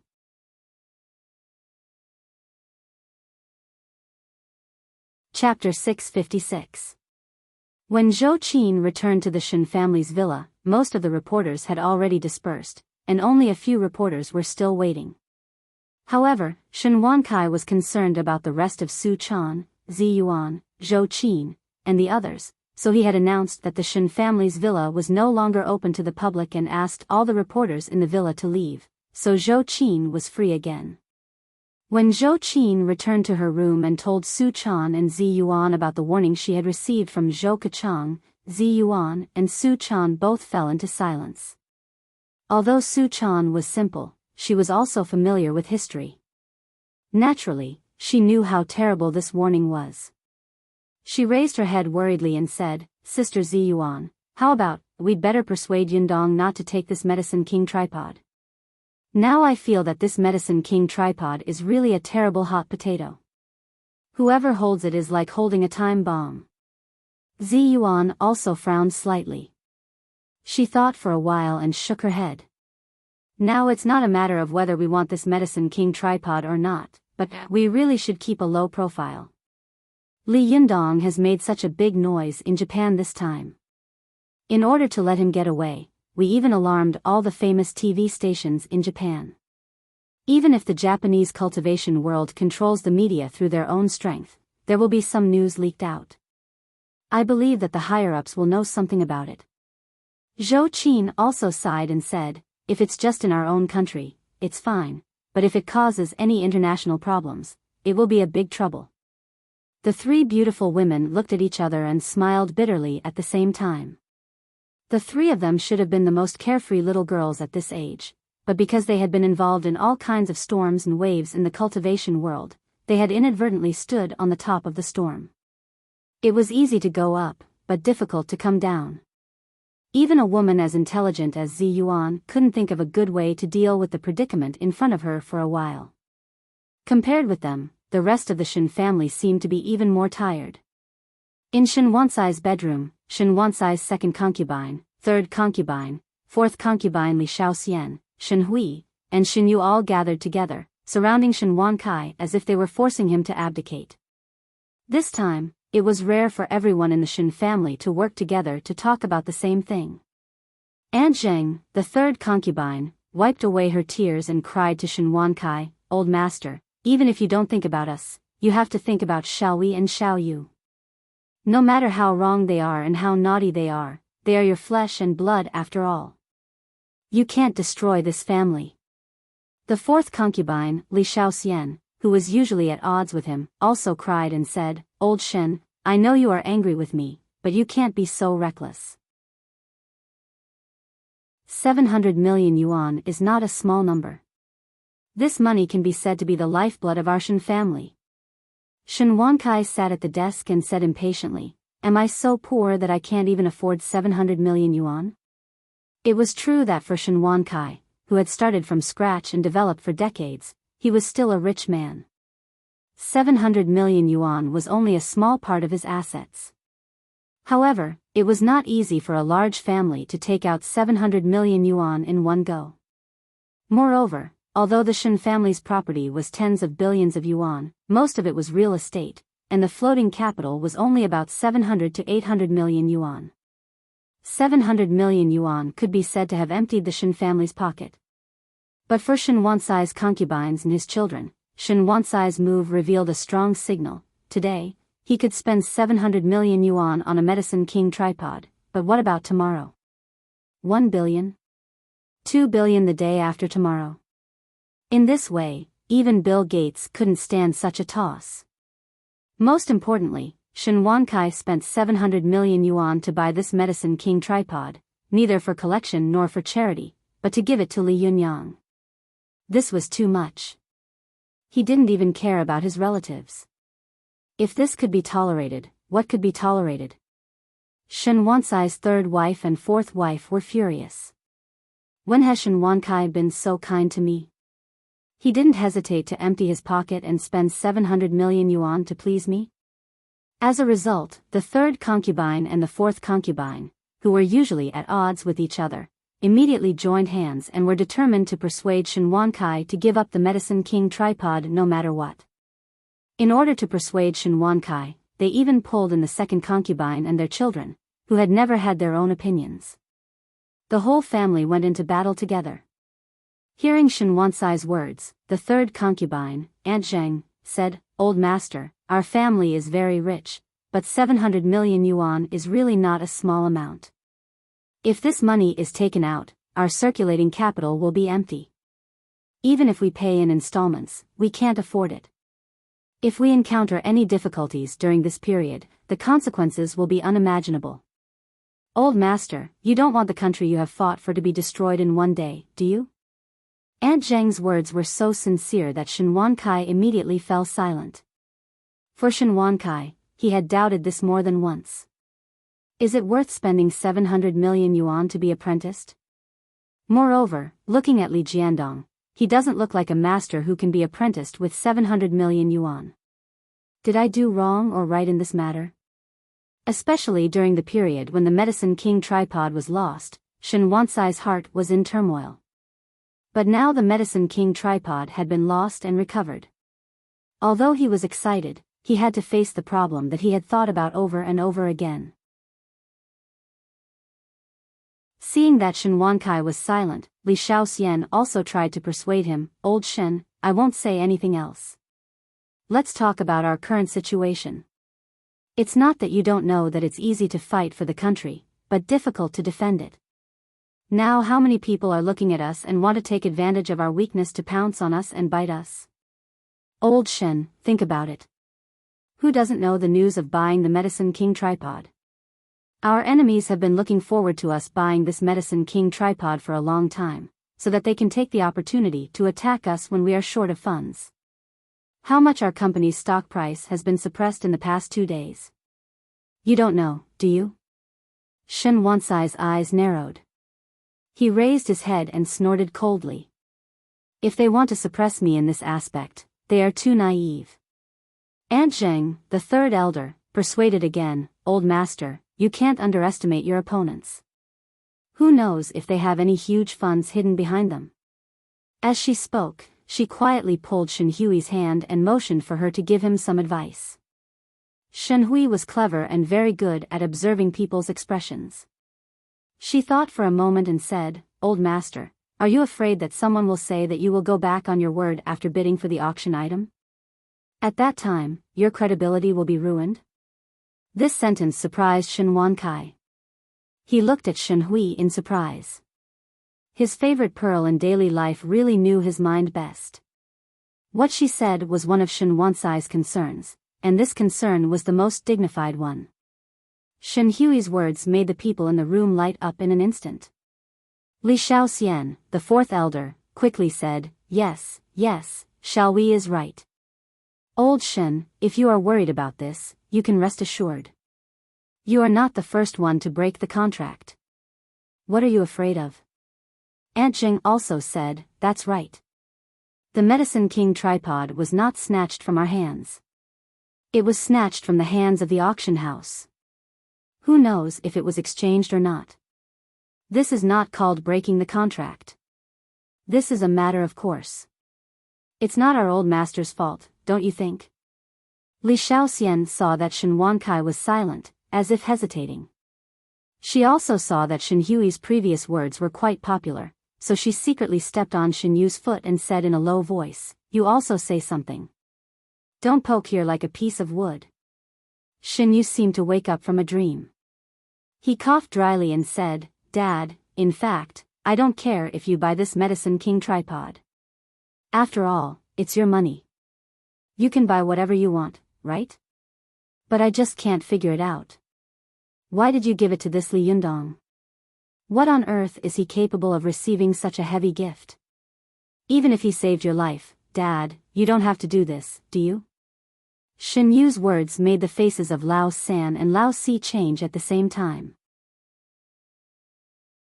Lao Si immediately stepped on Shen Yu's foot, indicating that he should stop talking. Lao San was furious in his heart. Idiot, he's really a big idiot with a golden appearance but rotten inside. I still don't know what kind of character the old man has. Although Chen Wankai was headstrong and self-opinionated, he was an ambitious and decisive man. For such an important matter in front of him, he had his own decision. As a relative of him, all he could do was to understand the pros and cons and move him with emotion. With Chen Wansai's character, he would naturally make his own choice. But if anyone pointed fingers at what he had done and questioned it, he would definitely suffer the strongest backlash from him. Sure enough, Shen Wankai raised his head, but there was no angry expression on his face. Instead, he smiled gently and said, Then tell me, Why can't I spend 700 million yuan to buy the Medicine King tripod for this Li Yundong? The third brother, Aunt Zheng, and the fourth brother, Li Shaoxian, both felt bad in their hearts. They kept winking at Xinyu, but Xinyu didn't seem to see them. He said confidently, "Is there any need to say that? His surname is Li. He's an outsider." "Dad, you can't spend 700 million yuan to please an outsider, can you? When did you spend so much money on me?" Xinyu's words made everyone in the room turn pale and look at Shen Wankai in horror, except for himself and Shen Wankai. The fourth concubine quickly grabbed Xinyu and said in a trembling voice, "Old Shen, you is ignorant and talking nonsense. Don't take it to heart." However, Shen Wankai still stood up with a smile on his face. He patted Xinyu on the shoulder and said to Li Shaoxian in a warm voice, "It's okay. Yuer will grow up after all. It's rare for him to have his own ideas. Let him say it." Xinyu was encouraged by Shen Wankai, and his courage suddenly increased a lot. He said, "Dad, you're right. I'm not young anymore. When can you let me be the master of the family? When will I be able to satisfy my craving of 700 million yuan?" Shen Wankai couldn't help but raise his head and laugh. His abnormal behavior made Aunt Zheng and Li Shaoxian more and more afraid, while Shen Hui quietly stayed away from Xinyu. Shen Wankai patted Xinyu on the shoulder and said with a smile, "Do you also want to have this addiction? Not bad, not bad. You have ambition and ideals, but... do you remember what your surname is?" Xinyu also laughed with his father and said, "Dad, are you stupid? Of course my surname is Shen." As soon as he finished speaking, he saw Shen Wankai suddenly become furious. He suddenly turned around and slapped himself heavily in the face, knocking him to the ground with a bang. Shen Wankai was so angry that he was like an old lion whose territory had been violated.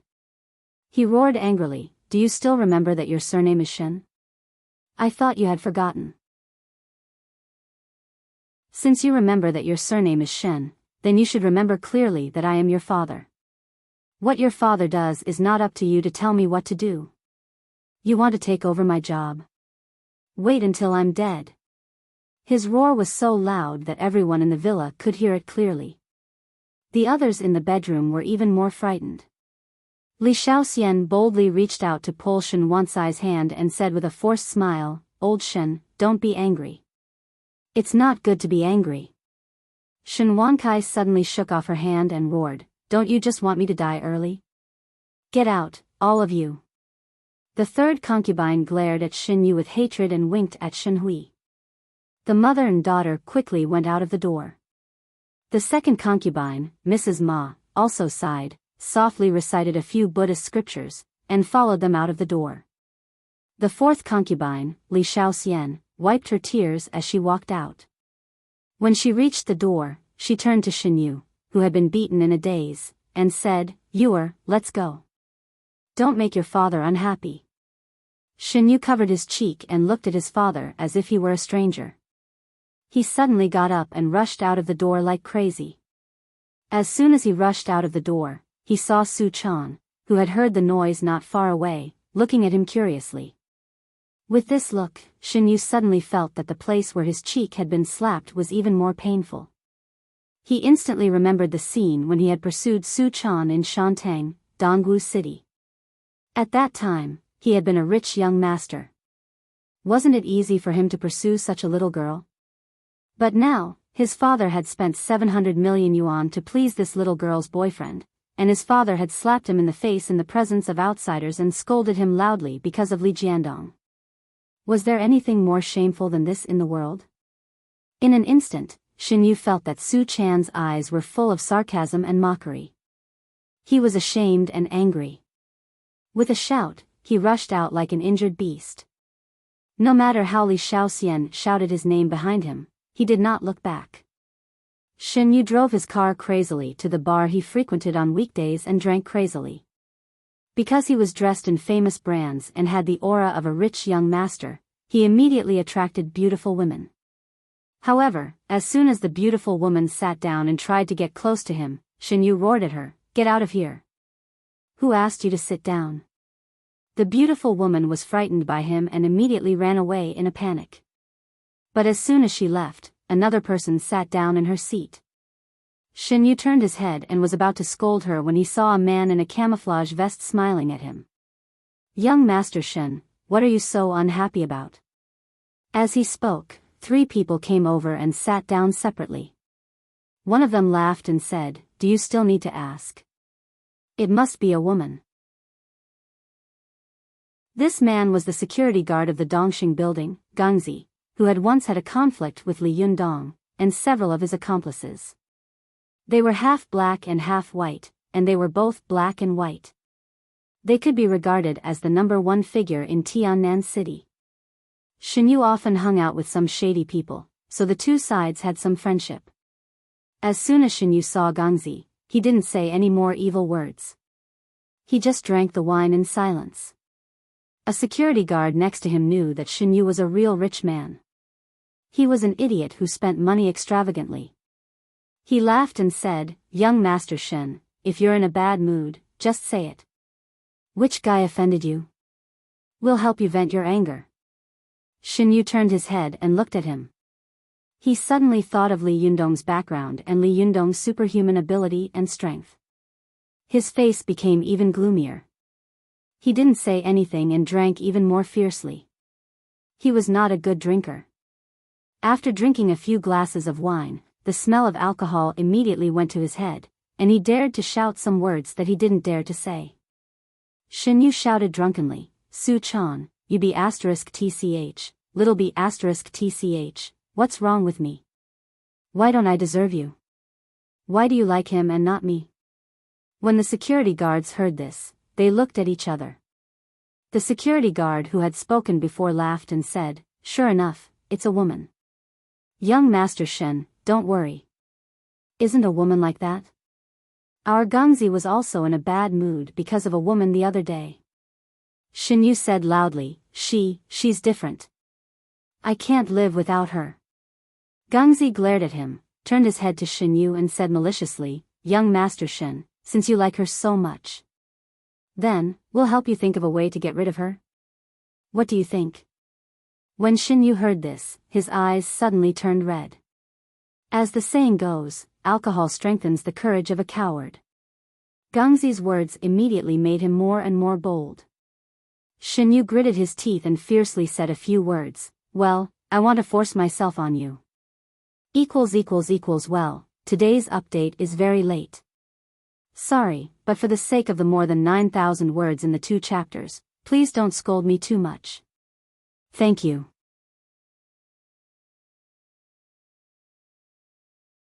Chapter 657. Shin Yu didn't know how much his drunken words had changed his fate, nor did he know how terrible a disaster his words had brought to the Shin family. After Shin Yu finished speaking, the security guards next to him were overjoyed. Naturally, they knew that if they worked for young Master Shen, they would be greatly rewarded after the job was done. As for which girl they had slept with and whose body they had ruined, it had nothing to do with them at all. This wasn't the first time they had done something like this. Some young ladies didn't dare to speak up after being gang-raped, while some of the more hot-tempered ones would be intimidated by them, and their families would all give up, not daring to forcefully stand up for them. The few men who were full of evil ideas were discussing countermeasures with evil smiles on their faces. They had no idea what kind of terrifying monster they were facing. After a group of people discussed in the bar, Shin Yu filled the glass in front of him and said with red eyes, come on, let's drink up. If it's done, I promise I won't treat you badly. The security guards laughed, clinked their glasses, and drank up the wine in them. Then they stood up together and said loudly, let's go and do something. Shin Yu led the crowd out of the bar aggressively, looking domineering and extremely arrogant. But as soon as he walked out of the bar, a cold wind suddenly blew, and Shin Yu shivered for no reason.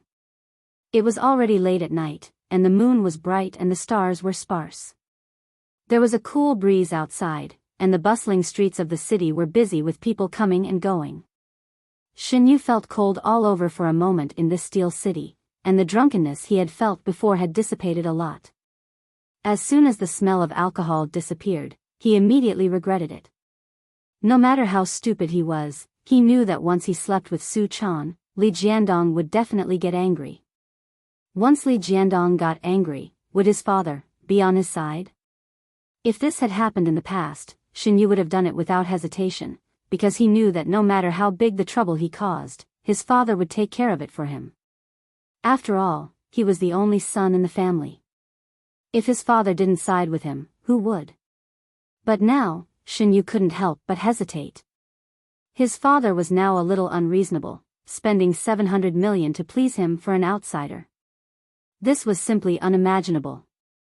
Gangzi and the other security guards saw Shin Yu standing in the same place after leaving the bar. They couldn't help but look at each other. Gangzi asked, "Young Master Shen, what's wrong?" Shin Yu's eyes flickered as he said, "No, nothing." Gangzi had some understanding of this young master of the Shen family. He deliberately took out a small plastic bag from his pocket. The plastic bag contained a few small blue pills. He said, "Young Master Shen, are you afraid? You're the dignified young master of the Shen family, yet you want to have sex with a little girl, yet you're still thinking about it?" Shin Yu was provoked by him and immediately remembered his humiliation. He was so angry that he grabbed the small plastic bag and said stiffly, "Who said I'm afraid?" Gangzi laughed. "Then let's go." Shin Yu said angrily, "Let's go then." A group of people swaggered into the car and went straight to Shin Yu's home. When Shin Yu arrived home, he gave a few instructions to several security guards, and then entered the house himself. It was already past 9 o'clock in the evening. Most of the Shin family members had entered their rooms. Zi Yuan, Zhou Qin, and Su Chan, who were guests of the Shin family, stayed in their own rooms. Zhou Qin and Zi Yuan were meditating, while Su Chan was lying on the bed, pressing the remote control with her hand and watching soap operas in boredom. After Shin Yu entered the house, he greeted the servants and went to the kitchen. He walked to the kitchen, looked around, and thought to himself, what will she eat? Wine? Snacks? By the way, she once participated in the tea art competition. She will definitely drink our top-grade Longjing tea. Thinking of this, Shin Yu immediately took action. But when he made a cup of tea and was about to bring it to Su Chan, he thought, no, if I bring it to her, whether she will drink it or not is also a problem. It's better to let housekeeper Zhang bring it to her. Yes, that's it. As soon as he opened his mouth and was about to call someone, he suddenly thought, wait. Steward Zhang will definitely wonder why I didn't bring tea to anyone else, but to Su Chan. If he lets it slip, won't it ruin my plan? Thinking of this, Shin Yu coughed dryly, called Steward Zhang over, and said seriously, Old Zhang, it's getting late. Prepare a midnight snack for everyone. Although Steward Zhang had seen his young master being severely taught a lesson by the old master today, he didn't mean to neglect him at all. After all, no matter how much he was beaten and scolded, he was still Shen Wansai's son. Steward Zhang smiled and said, Young master, if the old master knew that you had such thoughts, he would be very happy. Shin Yu smiled coldly. Him? If he doesn't hit me, I'll burn incense in thanks. Steward Zhang muttered under his breath, but his hands were still working quickly. Young master, it's not that I want to criticize you, but it's not the first time you've heard of master's temper. Don't go against him. Can't you just go along with him a little? Shin Yu became impatient and urged, I know. Hurry up. Steward Zhang nodded quickly. After a while, he prepared a midnight snack for everyone. Just as he was about to call someone to deliver it, Shin Yu said, You can deliver it yourself, one by one. Don't tell her that I asked you to prepare it. In addition, he put the Longjing tea he had made on a plate and said, Give this to Miss Su Chan, and don't tell her that I prepared it for her. Steward Zhang glanced at Shin Yu.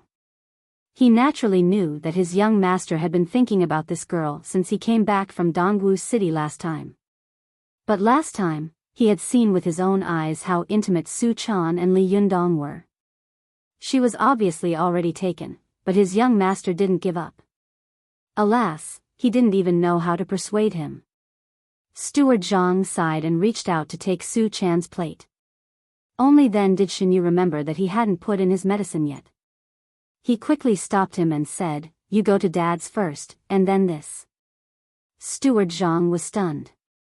He couldn't help but look at his young master with a smile of relief on his face. "At least you have some conscience." Shen Yu's eyes flickered as he said, "Go, go." Steward Zhang didn't know that it was a trick, so he took the plate and went to Shen Yu's room. After seeing him leave, Shen Yu quickly took out a small plastic bag from his arms and put one of the pills in it. But after he put one down, he felt that it was not safe, so he put another one in.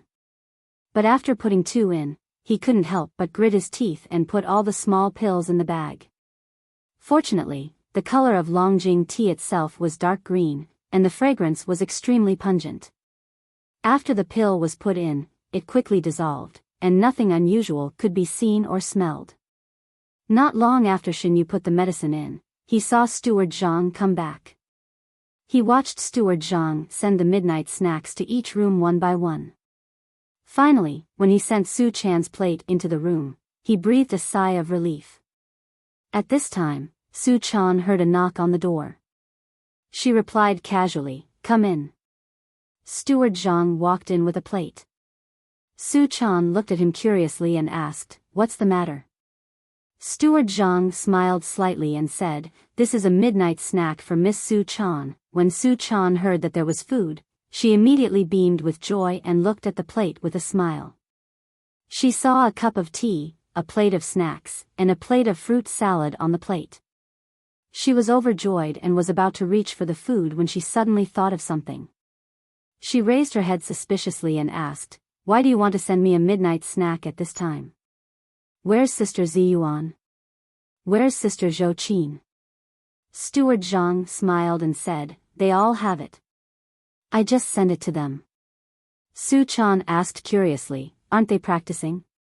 Housekeeper Zhang exclaimed, "So they are practicing martial arts? I was wondering why they were sitting cross-legged on the ground. No wonder, it turns out that they are cultivators. You can't judge a book by its cover." Su Chan was relieved to see that Ziyuan and Zhou Qin also had it. She smiled and said to Steward Zhang, "Thank you. You can go out first. I want to eat." Steward Zhang chuckled, bent over, and left. After he left, Su Chan couldn't wait to reach out and grab the food on the plate. She ate the desserts and fruit salad in a few bites. After eating, she felt that it wasn't enough, so she grabbed the Longjing tea on the side and poured the tea into her mouth with a gulp. As soon as she drank the tea, Su Chan was stunned and thought to herself, "Why does this tea taste strange?" Soon, Su Chan felt a heat in her body. She couldn't help but be shocked and thought to herself, "What's going on? Is the tea poisoned?" Su Chan's face changed, and she didn't even dare to shout. She was afraid that if she shouted, it would agitate the qi and blood in her body and make her even more poisoned.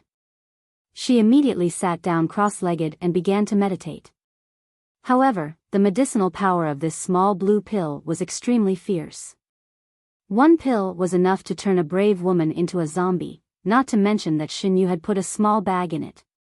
After a while, Su Chan's qi and blood were in a mess due to the fierce medicinal power of the cultivation method. Her brain was burned, and she soon fell into a coma. Not long after she fell into a coma, Shen Yu came to the door of her room and knocked softly.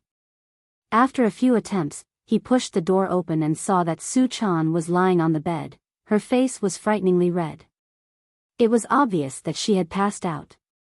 Shen Yu was overjoyed. He immediately looked outside, only to see that there was no one in the living room. He quickly picked up Su Chan and walked to the backyard of his villa. He picked up his cell phone and dialed a number. As soon as the number got through, he immediately hung up. Not long after, two burly men jumped into his backyard. When the two men saw Su Chan, they immediately laughed and said, "She's really beautiful. Young Master Shen has good eyesight." Shen Yu was scared to death to do such a shameful thing in his own house. He hurriedly urged, "Hurry up, there are cameras in my backyard and at the front door. Hurry up and take people over the wall. Be careful not to be photographed." The security guard laughed and said, "Don't worry. We stole a car and are hiding." The two of them carried Su Chan over the wall and quickly left. After seeing them leave, Shinyu took a deep breath and calmed his breathing a little. Then, he pretended to be calm and went straight to the place where they had agreed to meet. At this time, Zhou Qin, who was cultivating in the room, slowly woke up after meditating for a while. However, after waking up, she suddenly felt that Su Chan's aura was no longer in the Shin family's villa. She couldn't help but be stunned and look at Su Chan's room in confusion. However, she also knew that it was not good for her to interfere with Su Chan's freedom. She just wondered why Su Chan had left without telling them. Zhou Qin was stunned for a while and shook her head. She didn't want to care about this matter, but not long after she closed her eyes, she felt a palpitation in her heart for no reason. She suddenly opened her eyes, stood up, and walked to Zi Yuan's room. As soon as she entered the door, she saw Zi Yuan standing at the door, looking like she was going out. Zhou Qin was stunned and said, "Zi Yuan, are you going out too?" "Going out too? What do you mean by going out too?" Zi Yuan frowned slightly. She glanced at Su Chan's room and asked, "Did you let Su Chan go out?" Zhou Qin was stunned and said, "No, I was about to ask you. I thought you were the one who asked Su Chan to go out." Zi Yuan frowned slightly and complained in a low voice, "How can this girl run around alone at this time?" Zhou Qin said softly, "Maybe she has her own things to do. I believe she is not the kind of person who doesn't know how to behave." Zi Yuan nodded slightly and said, "Maybe." Just as she was about to speak, she saw the door of a room not far away creak open. Shen Wankai came out with a slight smile on his face. "Zi Yuan Fairy, Miss Zhou Qin, it's so late. Why haven't you slept yet?" Zi Yuan smiled slightly and nodded politely to Shen Wankai. "Mr. Shen, you haven't slept yet?" Shen Wankai sighed softly. He stood in the corridor on the second floor, patted the railing with his hand, and sighed. "Sorry for what happened today. I'm really ashamed of my son for not being able to discipline him well." Zhou Qin said, "Mr. Shen, don't say that. Isn't Shen Hui very reasonable?" Shen Wankai smiled and said, "Unfortunately, she is a girl." Zhou Qin raised her eyebrows and said, "What's wrong with girls? Even in the cultivation world, which values men more than women, even if they all say that men have 7 treasures and women have 5, there are still so many great female cultivators, aren't there? Even the cultivation world is like this, let alone the business world." Shen Wankai looked at Zhou Qin in surprise. This was the first time he had seen Zhou Qin reveal her identity in front of him. For a moment, his heart was filled with mixed feelings. "Miss Zhou Qin, you are indeed the descendant of a famous family. You are very knowledgeable. You are right. Sometimes, I tolerate this unfilial son again and again, just because as a father, I hope that one day my son can change his mind and become a prodigal son." At this time, Zi Yuan smiled gently and said, "Mr. Shen's painstaking efforts can be seen by God. I believe that Shen Yu will feel it one day." As soon as she finished speaking, she heard Shen Wansai's cell phone suddenly ring. Shen Wankai apologized to Zi Yuan and Zhou Qin, turned around, and took out his cell phone. He glanced at it and saw that it was a call from his son, Shen Yu. He frowned slightly, hesitated for a moment, and then picked up the phone. As soon as he picked up the phone, he heard a terrified and heart-wrenching voice. "Help, Dad, help me." Shen Wankai was shocked. "You are... What's wrong? What's going on?" Both Zi Yuan and Zhou Qin heard the cry for help, and they all took a step forward. They only heard Shen Yu's voice on the other end of the phone shouting hysterically, "Monster, Dad, there's a monster. Help me."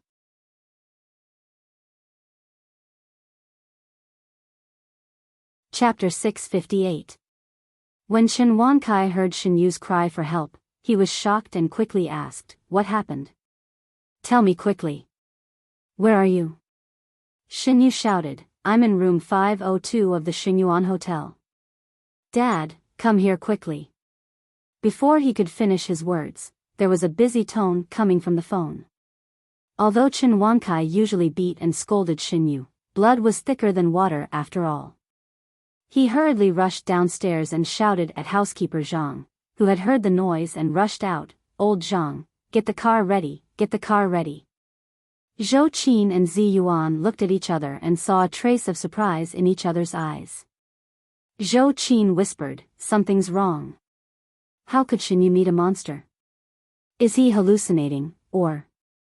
Zi Yuan frowned and said in a low voice, "It can't be such a coincidence. Su Chan left before, and now he said he met a monster?"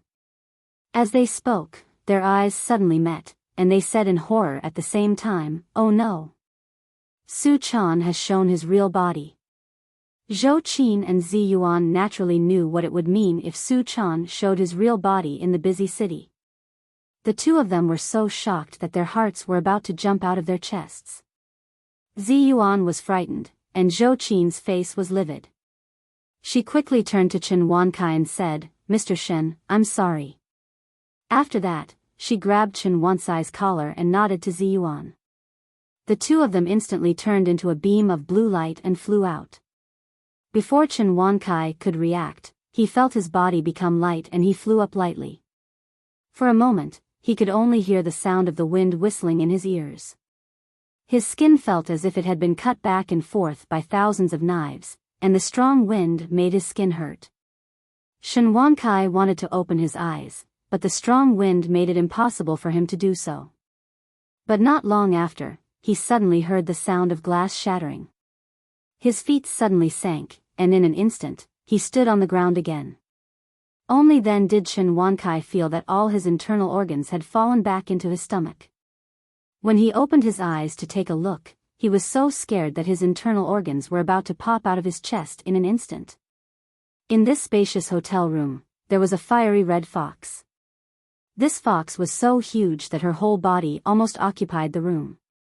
She was covered in blood, and there were two corpses lying at her feet. One had been trampled into pieces and could no longer be seen. One could only vaguely see that he was wearing a camouflage vest when he was alive. The other had half of his body bitten off, and his internal organs and green intestines were scattered on the ground. At this time, the balcony window was open, and the night wind blew in. For a moment, the room was filled with a pungent smell of blood in the room, making Chen Wankai feel sick. However, the most terrifying thing was not this, but the fact that this fox with fiery red fur had 7 incomparably huge tails. Among these 7 tails, one was golden, and there was a person wrapped in it. Only the head was exposed, but blood was flowing out of all 7 orifices. It was obvious that the huge force of the tail had crushed all the blood vessels in his body to death. The fox was holding a person in her mouth. She glared angrily at a man curled up in the corner, opening her mouth and biting the man bit by bit. Chen Wankai was so scared by the scene in front of him that he almost fainted. He staggered and fell to the ground. He supported himself with his hands and suddenly felt that his hands were slippery. When he raised them, he saw that they were covered in blood. Zhou Qin and Zi Yuan were also frightened by the scene in front of them. Zi Yuan immediately turned her head and shouted at Zhou Qin, "Go to the door and block the others. I'll deal with this." Without saying a word, Zhou Qin rushed out and blocked the door like a door god. She stared at every busybody who wanted to see what was going on in the room. Those who got a little closer were thrown far away by her like chickens. Zi Yuan glanced at the man hiding in the corner and found that it was Shin Yu. She walked up to the 7-tailed fox and said in a deep voice, "Su Chan, calm down. What happened?" "Su Chan." Chen Wansai's mind was buzzing, but he suddenly heard such a sentence. He raised his head abruptly and looked at the terrifying 7-tailed fox with his mouth agape. She is Su Chan." Shin Yu, who was curled up in the corner, suddenly heard Chen Wansai's voice. He raised his head and his face showed ecstasy. He rolled and crawled toward Chen Wankai. The room was soaked in blood. As soon as Shin Yu crawled, he immediately turned into a bloody man. He threw himself into Chen Wankai's arms and cried loudly, "Dad, help me." Chen Wankai was also frightened to the point of losing control. He was shocked, scared, and flustered. He patted Shin Yu on the back and said, don't worry. Dad is here." "What happened? Why are you here? Why is Su-chan here? How did she become like this?" There was a flash of panic in Shin Yu's eyes. He wailed and said, "I don't know. She asked me to come here and said she had something to do with me. Who would have thought that she was a monster? She became like this when she came in." As soon as he finished speaking, Su-chan, who had transformed into her real body, suddenly glared at Shin Yu and roared furiously. Howl! This roar immediately shattered all the glass in the room. Chen Wankai and Shin Yu's eardrums were almost broken. They covered their ears at the same time, their faces full of pain. Zi Yuan quickly threw out a talisman and stuck it on Su-chan's body. She turned her head and shouted angrily at Shin Yu, "You're lying. Why would Su-chan look for you? She is a good girl who is kind to others and can't even bear to trample ants to death. How could she do evil? You must have done something to provoke her." How could Shin Yu be willing to tell his father what he had done?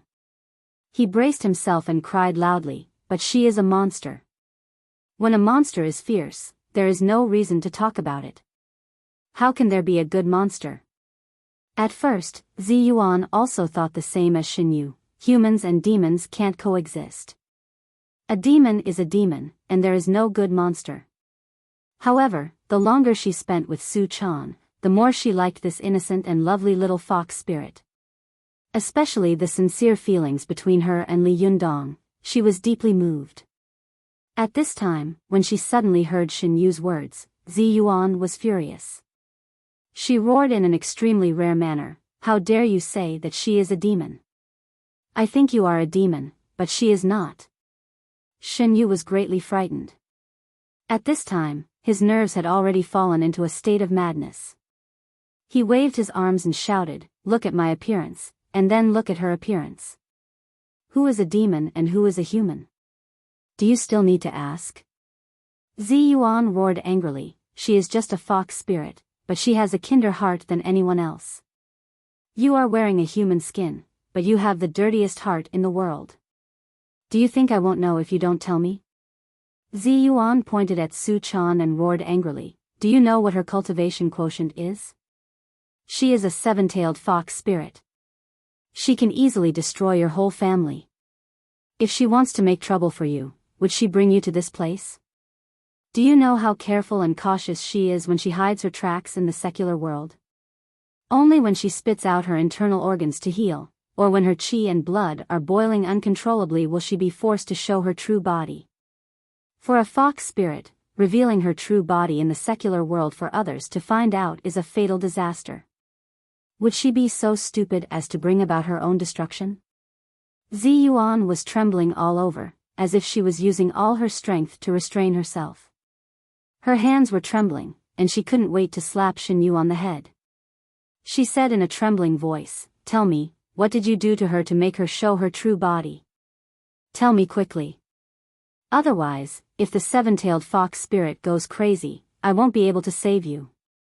As if to answer Zi Yuan's words, Su-chan, who had turned into a seven-tailed fox spirit, glared at Shin Yu with fire in her eyes. She bared her teeth, and her mouth was full of blood. She looked extremely ferocious. Shin Yu was so scared that he shivered. He was stunned for a while, then suddenly pointed to the broken body on the ground and shouted in a hoarse voice, "It's them. They wanted to drug Su-chan and do it with her. I wanted to stop them, but I couldn't." Shin Yu looked at Zi Yuan's angry eyes and hurriedly shouted in panic, "Su-chan is fine. She was brought in by these bastards and turned into a demon. We didn't touch her at all." Zi Yuan sneered angrily and said, "Do you think you can take advantage of her? You must be tired of living. If you want to stop them, then why are you with them? Why did they make trouble for Su Chan? Humph, you don't even know how to make up lies. I'm not lying, I didn't. Shin Yu looked at the horrified Su Chan and then at the angry Zi Yuan. He panicked and turned to Shin Wankai, shouting at the top of his voice, "Dad, save me. I really didn't do it. I didn't do it. I swear. You must save me." At this time, how could Shin Wankai not understand what had happened? He knew his useless son too well. As the saying goes, no one knows a son better than his father. When Shin Yu appeared here, Shin Wankai had already guessed some clues. At this time, hearing what he said, his heart was like a mirror. Shin Wankai smiled sadly. He didn't even look at Shin Yu. Instead, he stared at Zi Yuan and said in a trembling voice, "It turns out that there are not only immortals in this world, but also monsters." Zi Yuan's face was livid. She snorted angrily and didn't say a word. She turned her head and floated up. She pressed her hand on Su Chan's forehead and mobilized her purest Jinqi to help Su Chan slowly suppress her boiling qi and blood. Shen Wankai watched Su Chan slowly turn from a terrifying seven-tailed fox into a petite and beautiful girl who was curled up into a ball. He smiled bitterly and said, "I really didn't expect that the thing I dreamed of most in my life, the immortal I dreamed of most, would appear in such a form."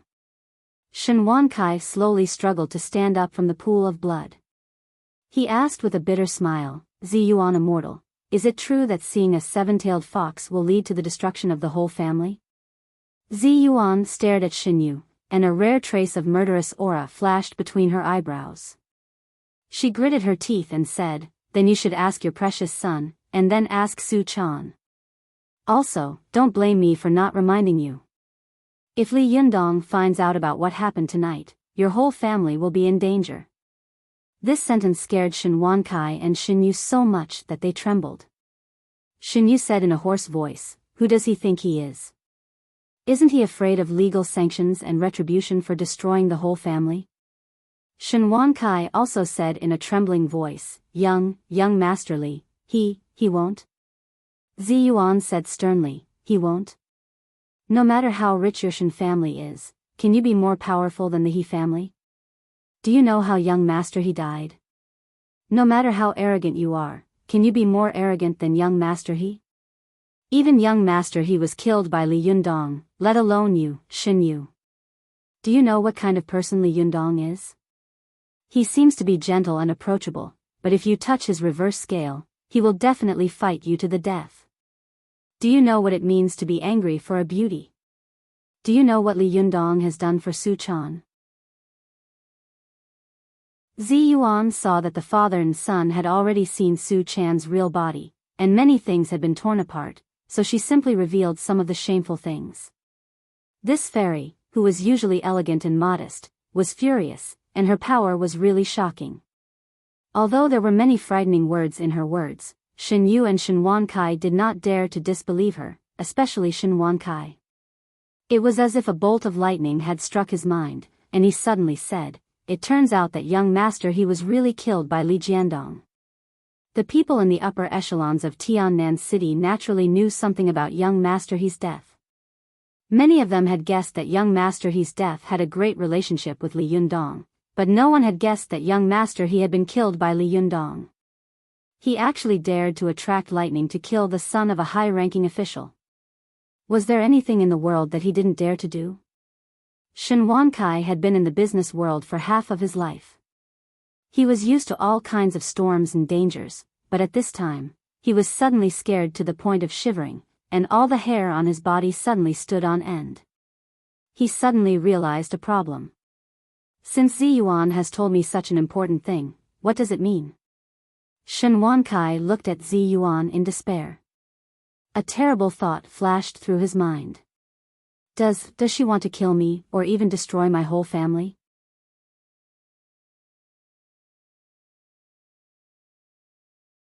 Chapter 659. The thought that flashed through Chen Wansai's mind made him shudder. This man, who had been in the business world for half of his life, had seen all kinds of conspiracies and sinister scenes, could not help but feel a deep fear in his heart when facing a young woman who was much younger than him. For a rich man like Chen Wankai, such a terrible thing as the destruction of his family was something he had never dreamed of.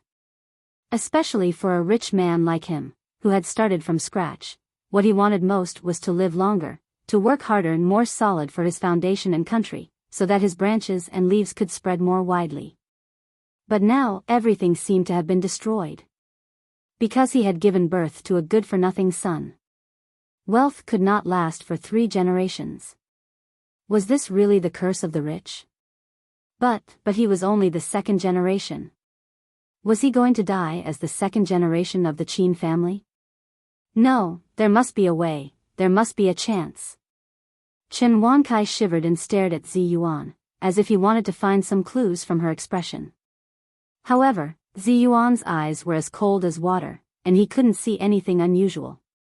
Shen Yu, who was standing to one side, also noticed the terrible killing intent. He grabbed Chen Wankai and shouted in horror, "Dad, don't be afraid. She's threatening us, threatening us. What era is this? How can there be such a thing as extermination?" As he said this, he shouted at Zi Yuan in a threatening manner, "Are you crazy? The extermination of a family is a capital crime. No one can save you." Zi Yuan didn't even look at him. She said coldly, "You should think about how to save yourself first." Chen Wankai turned his face and looked at his son with tears streaming down his face. He said in a trembling voice, "It's my fault. I didn't teach you well when you were young. It's my fault." Shen Yu looked at his father in horror and shouted, "Dad, what did you say? We don't have to be afraid of them. I don't believe they dare to destroy our Shen family. There are also people above us." Shen Wankai didn't seem to hear what he said. He hugged his son tightly, as if this was the last time he would hug him. After letting go of Shen Yu, he turned around and wiped his tears. The expression on his face slowly returned to normal, as if in an instant, he had returned to the powerful and ambitious man in the business world. Chen Wankai calmly said to Zi Yuan, "Zi Yuan immortal, I will give you an explanation. However, can you come back to my house first? It's really not convenient here." Zi Yuan walked over to the unconscious Su Chan and gently covered her with her 9th heaven Zi Yuan silk. Then, she took out a talisman from her bosom, pinched her fingers, and shouted to the door, "Zhou Qin, take care of the follow-up here." Zhou Qin's voice came from outside the door. "Don't worry, leave it to me." Zi Yuan nodded and grabbed the collars of Chen Wankai and Shen Yu with both hands. Her figure flashed and turned into a green light. When Chen Wankai and Shen Yu opened their eyes again, they found that they had returned to the Shen family's villa. It had only been more than 10 minutes since they had come and gone. At this time, the Shen family's villa was in a mess. The 2nd wife, the 3rd wife, and the 4th wife were so anxious that they were pacing around in the living room. Just as they were panicking, Shen Wankai and Shen Yu suddenly appeared in front of them. Beside them stood Zi Yuan and Su Chan, whose whole body was wrapped in purple silk.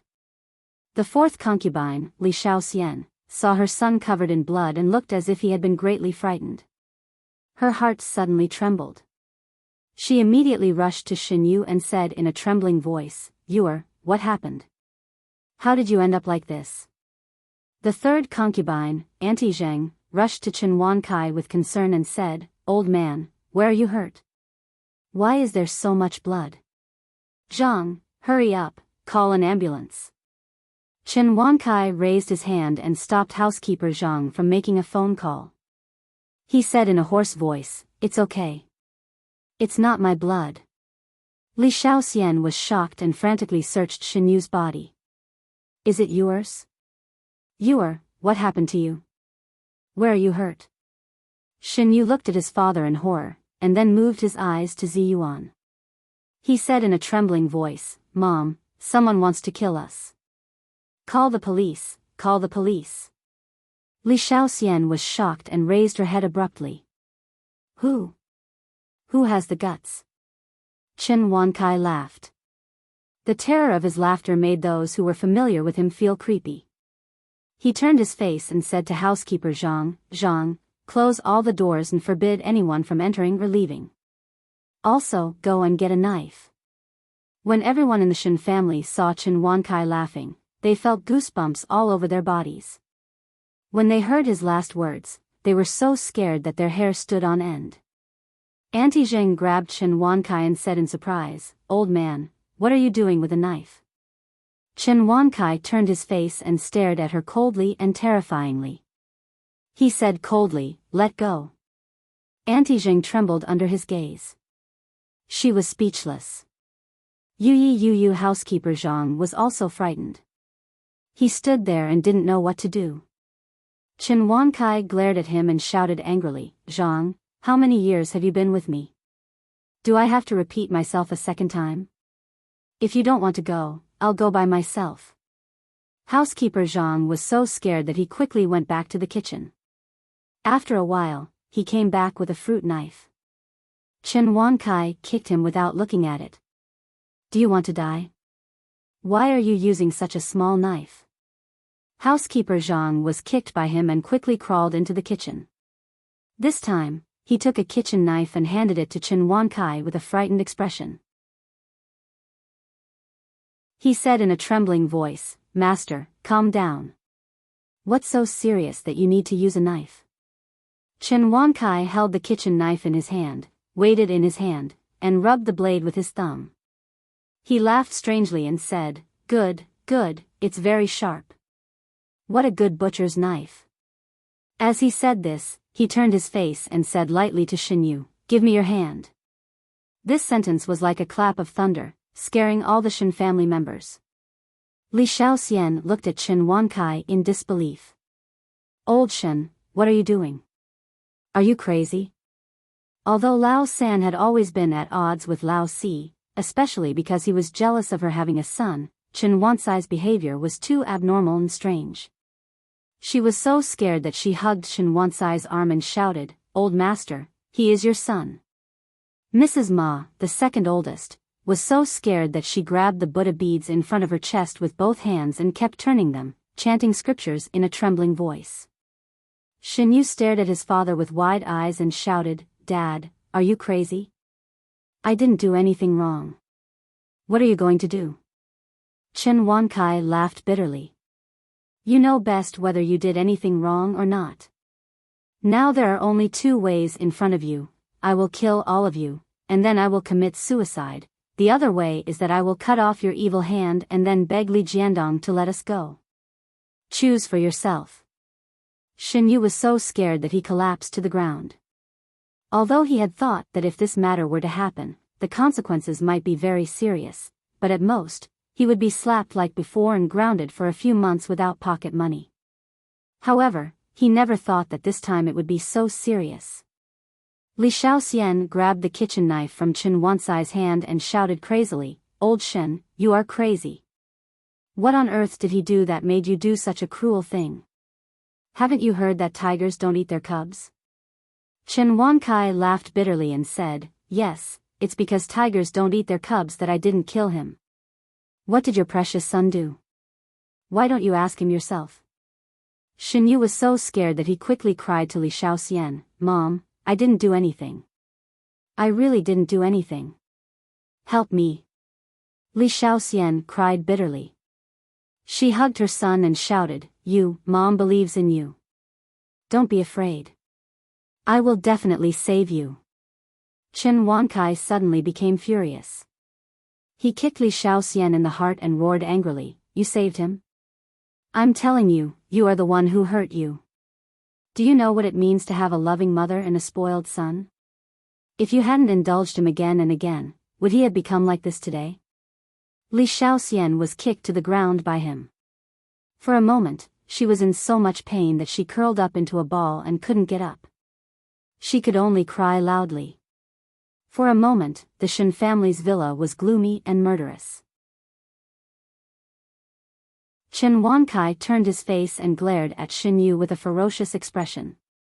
He shouted, "Give me your hand." Xinyu was unwilling to do so. He quickly withdrew his hand behind his back and kept crawling backward. Chen Wankai quickly stepped forward and kicked Shin Yu in the head, causing him to turn over. Then, he stepped on him with one foot, grabbed his arm with one hand, and waved the kitchen knife with the other. He roared, "Is it this hand? Is it this hand that touched Su Chan?" Shin Yu was so scared that his whole body was trembling. His pants were wet in an instant. He shouted hoarsely, "Mom, help me." When Li Shaoxian heard her son's cry, the pain in her body seemed to disappear in an instant. She got up and rushed toward Chen Wankai like a madman. "If you dare to touch my son, I'll fight you to the death." Chen Wankai was furious. He raised his hand and slashed at Li Shaoxian's face. Li Shaoxian looked at the knife coming at her and was so scared that she was stunned on the spot. She didn't even know how to dodge. However, Chen Wansai's knife stopped at the moment it was about to cut her. The cold blade stopped at the tip of her nose. Chen Wankai gritted his teeth and said, "Li Shaoxian, let me tell you, this knife of mine can not only save you, but also the lives of all the people in the Shin family. Maybe it can also save Yu's life. But if I don't chop down with this knife, don't regret the consequences in the future." Li Shaoxian was also a very scheming woman. She knew Shin Wankai very well. She knew that the old man of the Shin family was a real ambitious and ruthless person. He was usually gentle and elegant and looked like a human, but once he got serious, he was really like an eagle looking at a wolf, iron-blooded and ruthless. Especially when it came to cutting off one's wrist and one's arm in order to survive, he would not even blink his eyelids when he did this kind of thing. If she continued to stop him, then for the sake of herself and the Shin family, Chen Wankai would definitely not care about the relationship between husband and wife at all. He would go back and kill her too. Moreover, Li Shaoxian also knew that Chen Wankai was a very sensible and astute person. If he hadn't been forced into a dead end, he would never have done such a crazy thing. Li Shaoxian gave in an instant. She covered her face and cried bitterly. She sat down on the ground and cried loudly. Seeing that his mother had given up, Shin Yu was so scared that he shouted crazily and kept begging for mercy, "Mom, save me, save me." Shin Yu's hysterical begging for mercy was heart-wrenching. Even Shin Hui, who had always looked down on her brother, couldn't bear it. She walked up to Zi Yuan and whispered, "Sister Zi Yuan, please let my brother go this time. He already knows that he's wrong. He won't dare to do it again." Zi Yuan said with a cold face, "There is karma in the world, and there is retribution in heaven and earth. What if he hadn't provoked Su Chan this time, but some other girl who had no strength to fight back? Then it wouldn't have been him who would have sought death, but those girls. What would you have done to them? Who would have upheld justice for them? Who would have upheld justice for them? Tell me, if you were the one who had been insulted, what would you have done? Since you've done something wrong, you have to bear the consequences of doing something wrong." Zi Yuan's words made Shin Hui speechless. She sighed softly, shook her head, and retreated to the side. Shin Yu's face was twisted with fear. He shouted at Li Shaoxian, "Mom, save me." Li Shaoxian's heart was broken by his shout. She raised her head with tears streaming down her face.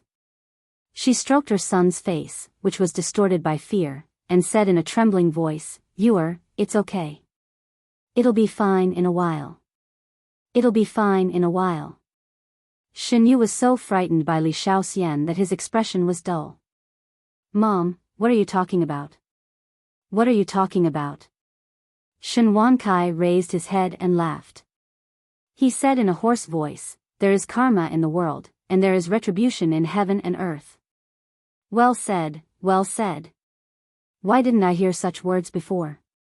Why didn't anyone tell me earlier? After that, he roared and raised the steel knife in his hand high. The blade was cold and suddenly chopped down.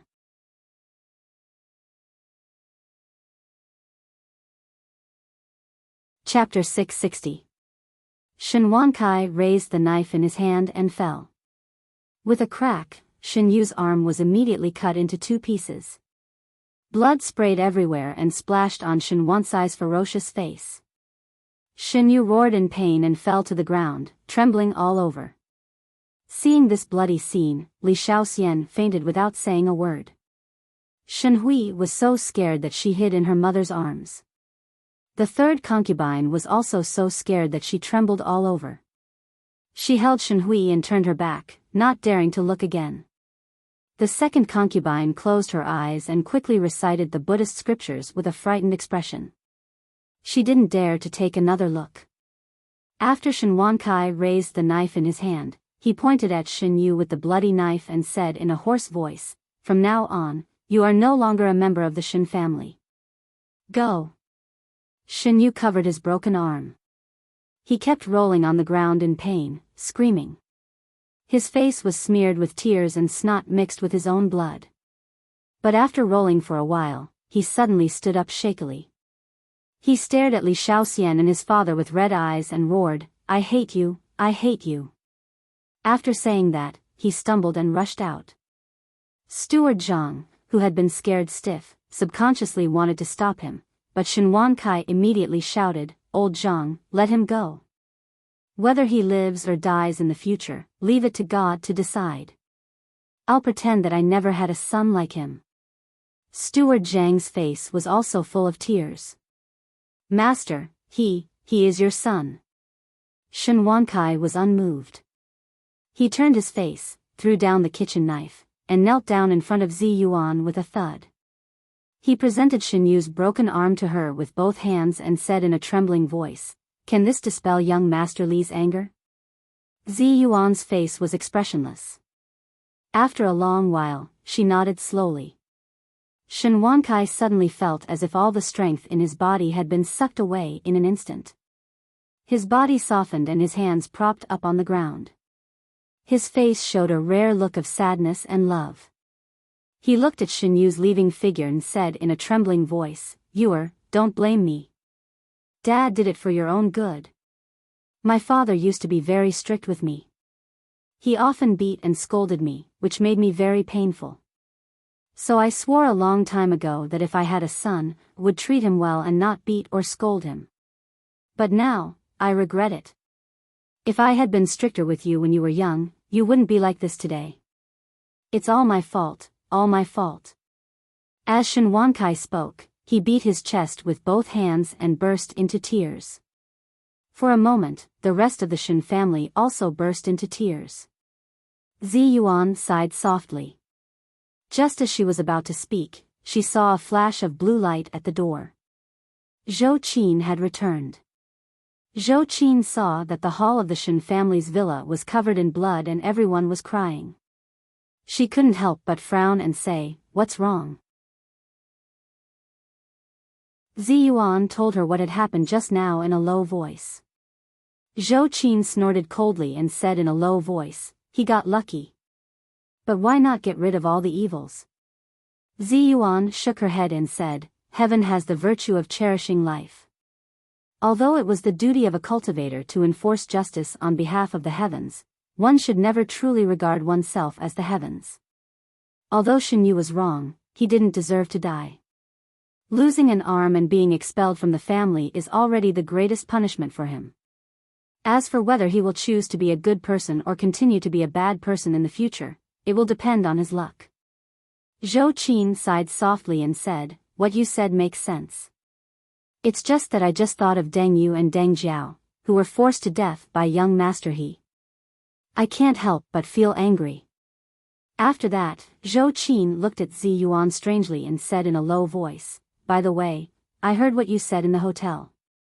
Did you deliberately tell Shen Wancai about young Master He?" Zi Yuan nodded slightly. "Yes, if I hadn't said it, Shen Wancai wouldn't have realized the seriousness of the matter. He might have been lucky and even turned against us. Shen Wancai has the disposition of an ambitious and ruthless person. You can see it from his decision just now. If this person can't be subdued as a friend, then we absolutely can't let him be our enemy." Zhou Qin frowned and said, "Aren't you afraid that you will force him into a dead end and fight with us like a trapped beast?" Zi Yuan shook her head and said, "No, Shen Wankai is a smart man. He still wants to live a long life. The moment I threw out my trump card, I told him in a subtext, either he will be our enemy and be destroyed, or he will immediately submit to us and stand on the same boat as us. As it turned out, Chen Wankai understood my intention very quickly. That was why he had to cut off his arm to save his life. Look at this broken arm. It's clearly a sign of loyalty. Although Zhou Qin had experienced several fierce battles, she still felt a little dazzling when she suddenly saw Shen Yu's broken arm. She frowned and said, "Then what should we do next? Won't the rest of the Shen family regard us as enemies?" Zi Yuan said, "As long as Shen Wankai is here, they won't be able to overturn the sky. It's just that, the price Shen Wankai has paid this time is too great." Zhou Qin chuckled and said, "A strong man cuts his wrist and a lizard cuts its tail. Shen Wankai is indeed a powerful person. Amazing, amazing. He's a character." Zi Yuan didn't seem to want to talk about this anymore. She turned her face away, and just as her eyes fell on Su Chan, she heard her groan, as if she was gradually waking up. Zi Yuan and Zhou Qin were overjoyed. They quickly squatted down and asked anxiously, "Su Chan, are you awake?" Su Chan groaned in a daze, "Thirsty, so thirsty." Zi Yuan immediately raised her head and said, "Water, get some water." But at this time, the people of the Shen family were crying with Shen Wankai. Only housekeeper Zhang was still holding on. He wiped his tears, quickly ran to the kitchen, poured a glass of water, and then brought it over. "The water is here." Zi Yuan took it and brought it to Su Chan's mouth, but Su Chan reluctantly turned her face away and whispered, "The water of the Shen family is poisonous. You can't drink it." These words made the faces of the Shen family burn with shame. Zi Yuan brought the tea to her mouth and took a sip under Su Chan's gaze. Then, she brought it to her mouth and said softly, "Drink it. The water is not poisonous. I've tried it." Only then did Su Chan feel relieved. She opened her red lips and greedily drank all the water in the cup. After Su Chan drank this large glass of water, she kept complaining of thirst. Housekeeper Zhang poured her 8 glasses of water in a row. After Su Chan finished drinking, she felt a little better and stopped asking for water. Zhou Qin, who was standing to one side, was very puzzled. She asked Su Chan in a low voice, "Su Chan, what kind of poison did you get? Why did you drink so much water?" Su Chan moaned in pain, "It's so hot, my whole body is so hot." Zi Yuan squatted down, pressed her fingers on Su Chan's pulse, and said in a deep voice, "It's a strong aphrodisiac." Zhou Qin asked in surprise, "A 7-tailed fox spirit will be enchanted by a strong aphrodisiac? Will ordinary poisons also work on us?" Zi Yuan said with a cold face, "When cultivators cultivate their 5 internal organs, they often cultivate their liver and kidneys to be very strong. The liver is detoxifying, and the kidneys are detoxifying. Therefore, we cultivators are not afraid of ordinary poisons, because our own liver and kidneys have extremely strong detoxifying abilities. But this kind of aphrodisiac is different from ordinary poisons. Its function is to stimulate the human body's hormones and the speed of qi and blood circulation. It can be said that it is actually a kind of enhancer and aphrodisiac. The liver and kidneys can't offset its effect." Zhou Qin gritted her teeth and said in a low voice, "Fortunately, we didn't make things worse tonight. Otherwise, the consequences would be unimaginable." Zi Yuan pressed Su Chan's Shinting acupoint with her hand and slowly poured her pure yin qi into Su Chan's body to calm down the hot qi and blood all over her body. At the same time, she whispered to Su Chan, "Su Chan, how did you take these pills?" Su Chan struggled to open her eyes and said with difficulty, "Someone sent me a midnight snack, and then I was poisoned after eating it." Her words shocked the 3rd concubine, Auntie Zheng, and she cried out, "But we all ate it. How can we be fine?" At this time, Steward Zhang's face suddenly changed. He stamped his feet and said, alas, I see, I see. Auntie Zheng turned to look at Steward Zhang and asked in surprise, Old Zhang, what do you mean? Steward Zhang wiped his tears and said, Young master once told me to give Miss Su Chan a midnight snack with Longjing tea. He also told me not to tell her that it was from young master. I didn't think of it at that time. Alas, it's all my fault. If I had noticed it earlier, such a thing wouldn't have happened. At this time, Shen Wankai was already a little tired from crying. With the help of Shen Hui, he slowly stood up and said in a hoarse voice, Don't say it, it's all fate. He turned his face and said to Su Chan, Miss Su Chan, I have already driven my unfilial son out of the house. If there is anything else you are not satisfied with, please tell me. I will definitely do it. At this time, Su Chan only felt that her head was burning into paste. She groaned in pain and said, I want to go home, I want to go home. Yundong, where are you? I'm so sad. Zi Yuan quickly picked her up and coaxed her as if she were coaxing a child. Su Chan, be good. I'll take you back now. After Zi Yuan stood up, she bowed slightly to Shen Wankai to show respect and politeness. She said softly, Mr. Shen, neither of us wanted to see what happened today, but what's done can't be undone. I hope that Mr. Shen can focus on his health and not think about other unnecessary things. As for Li Yundong, I will tell him what happened and the result. I believe that Li Yundong is also a reasonable person and will not pursue the matter any further. Shen Wankai seemed to have aged 10 years in an instant. He looked old and said in a choked voice, Zi Yuan immortal, I won't say anything unnecessary. You can do as you please. I hope that the two families will be friends in the future, not enemies. Zhou Qin sighed softly and said, Mr. Shen, my father is right. You are indeed a great person. See you later.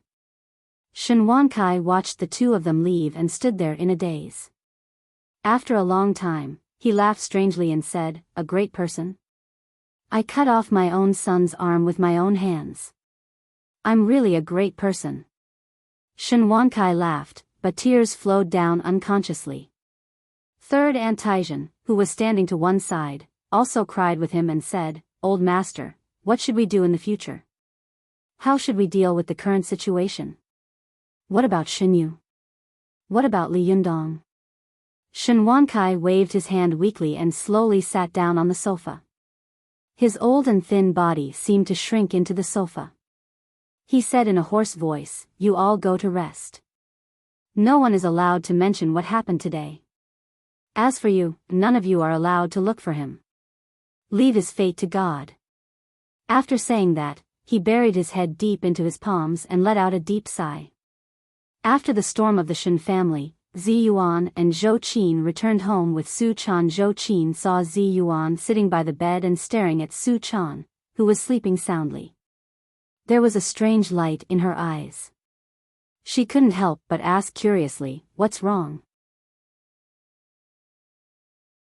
Why do you look at Su Chan a little strange?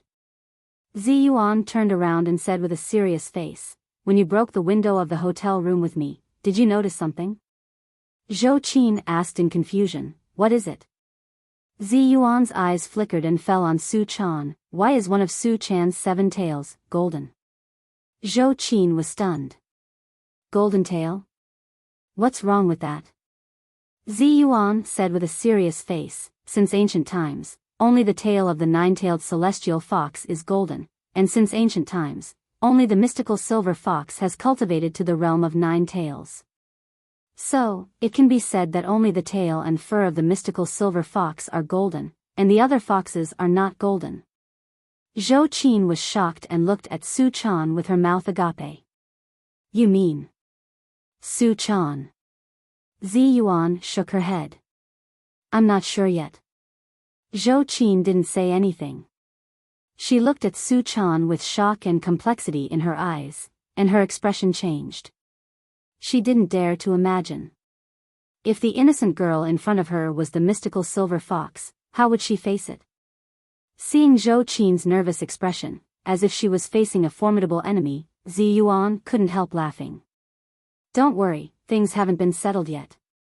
Maybe Su Chan's physique is special. Besides, hasn't the mystical silver fox been released in Japan now?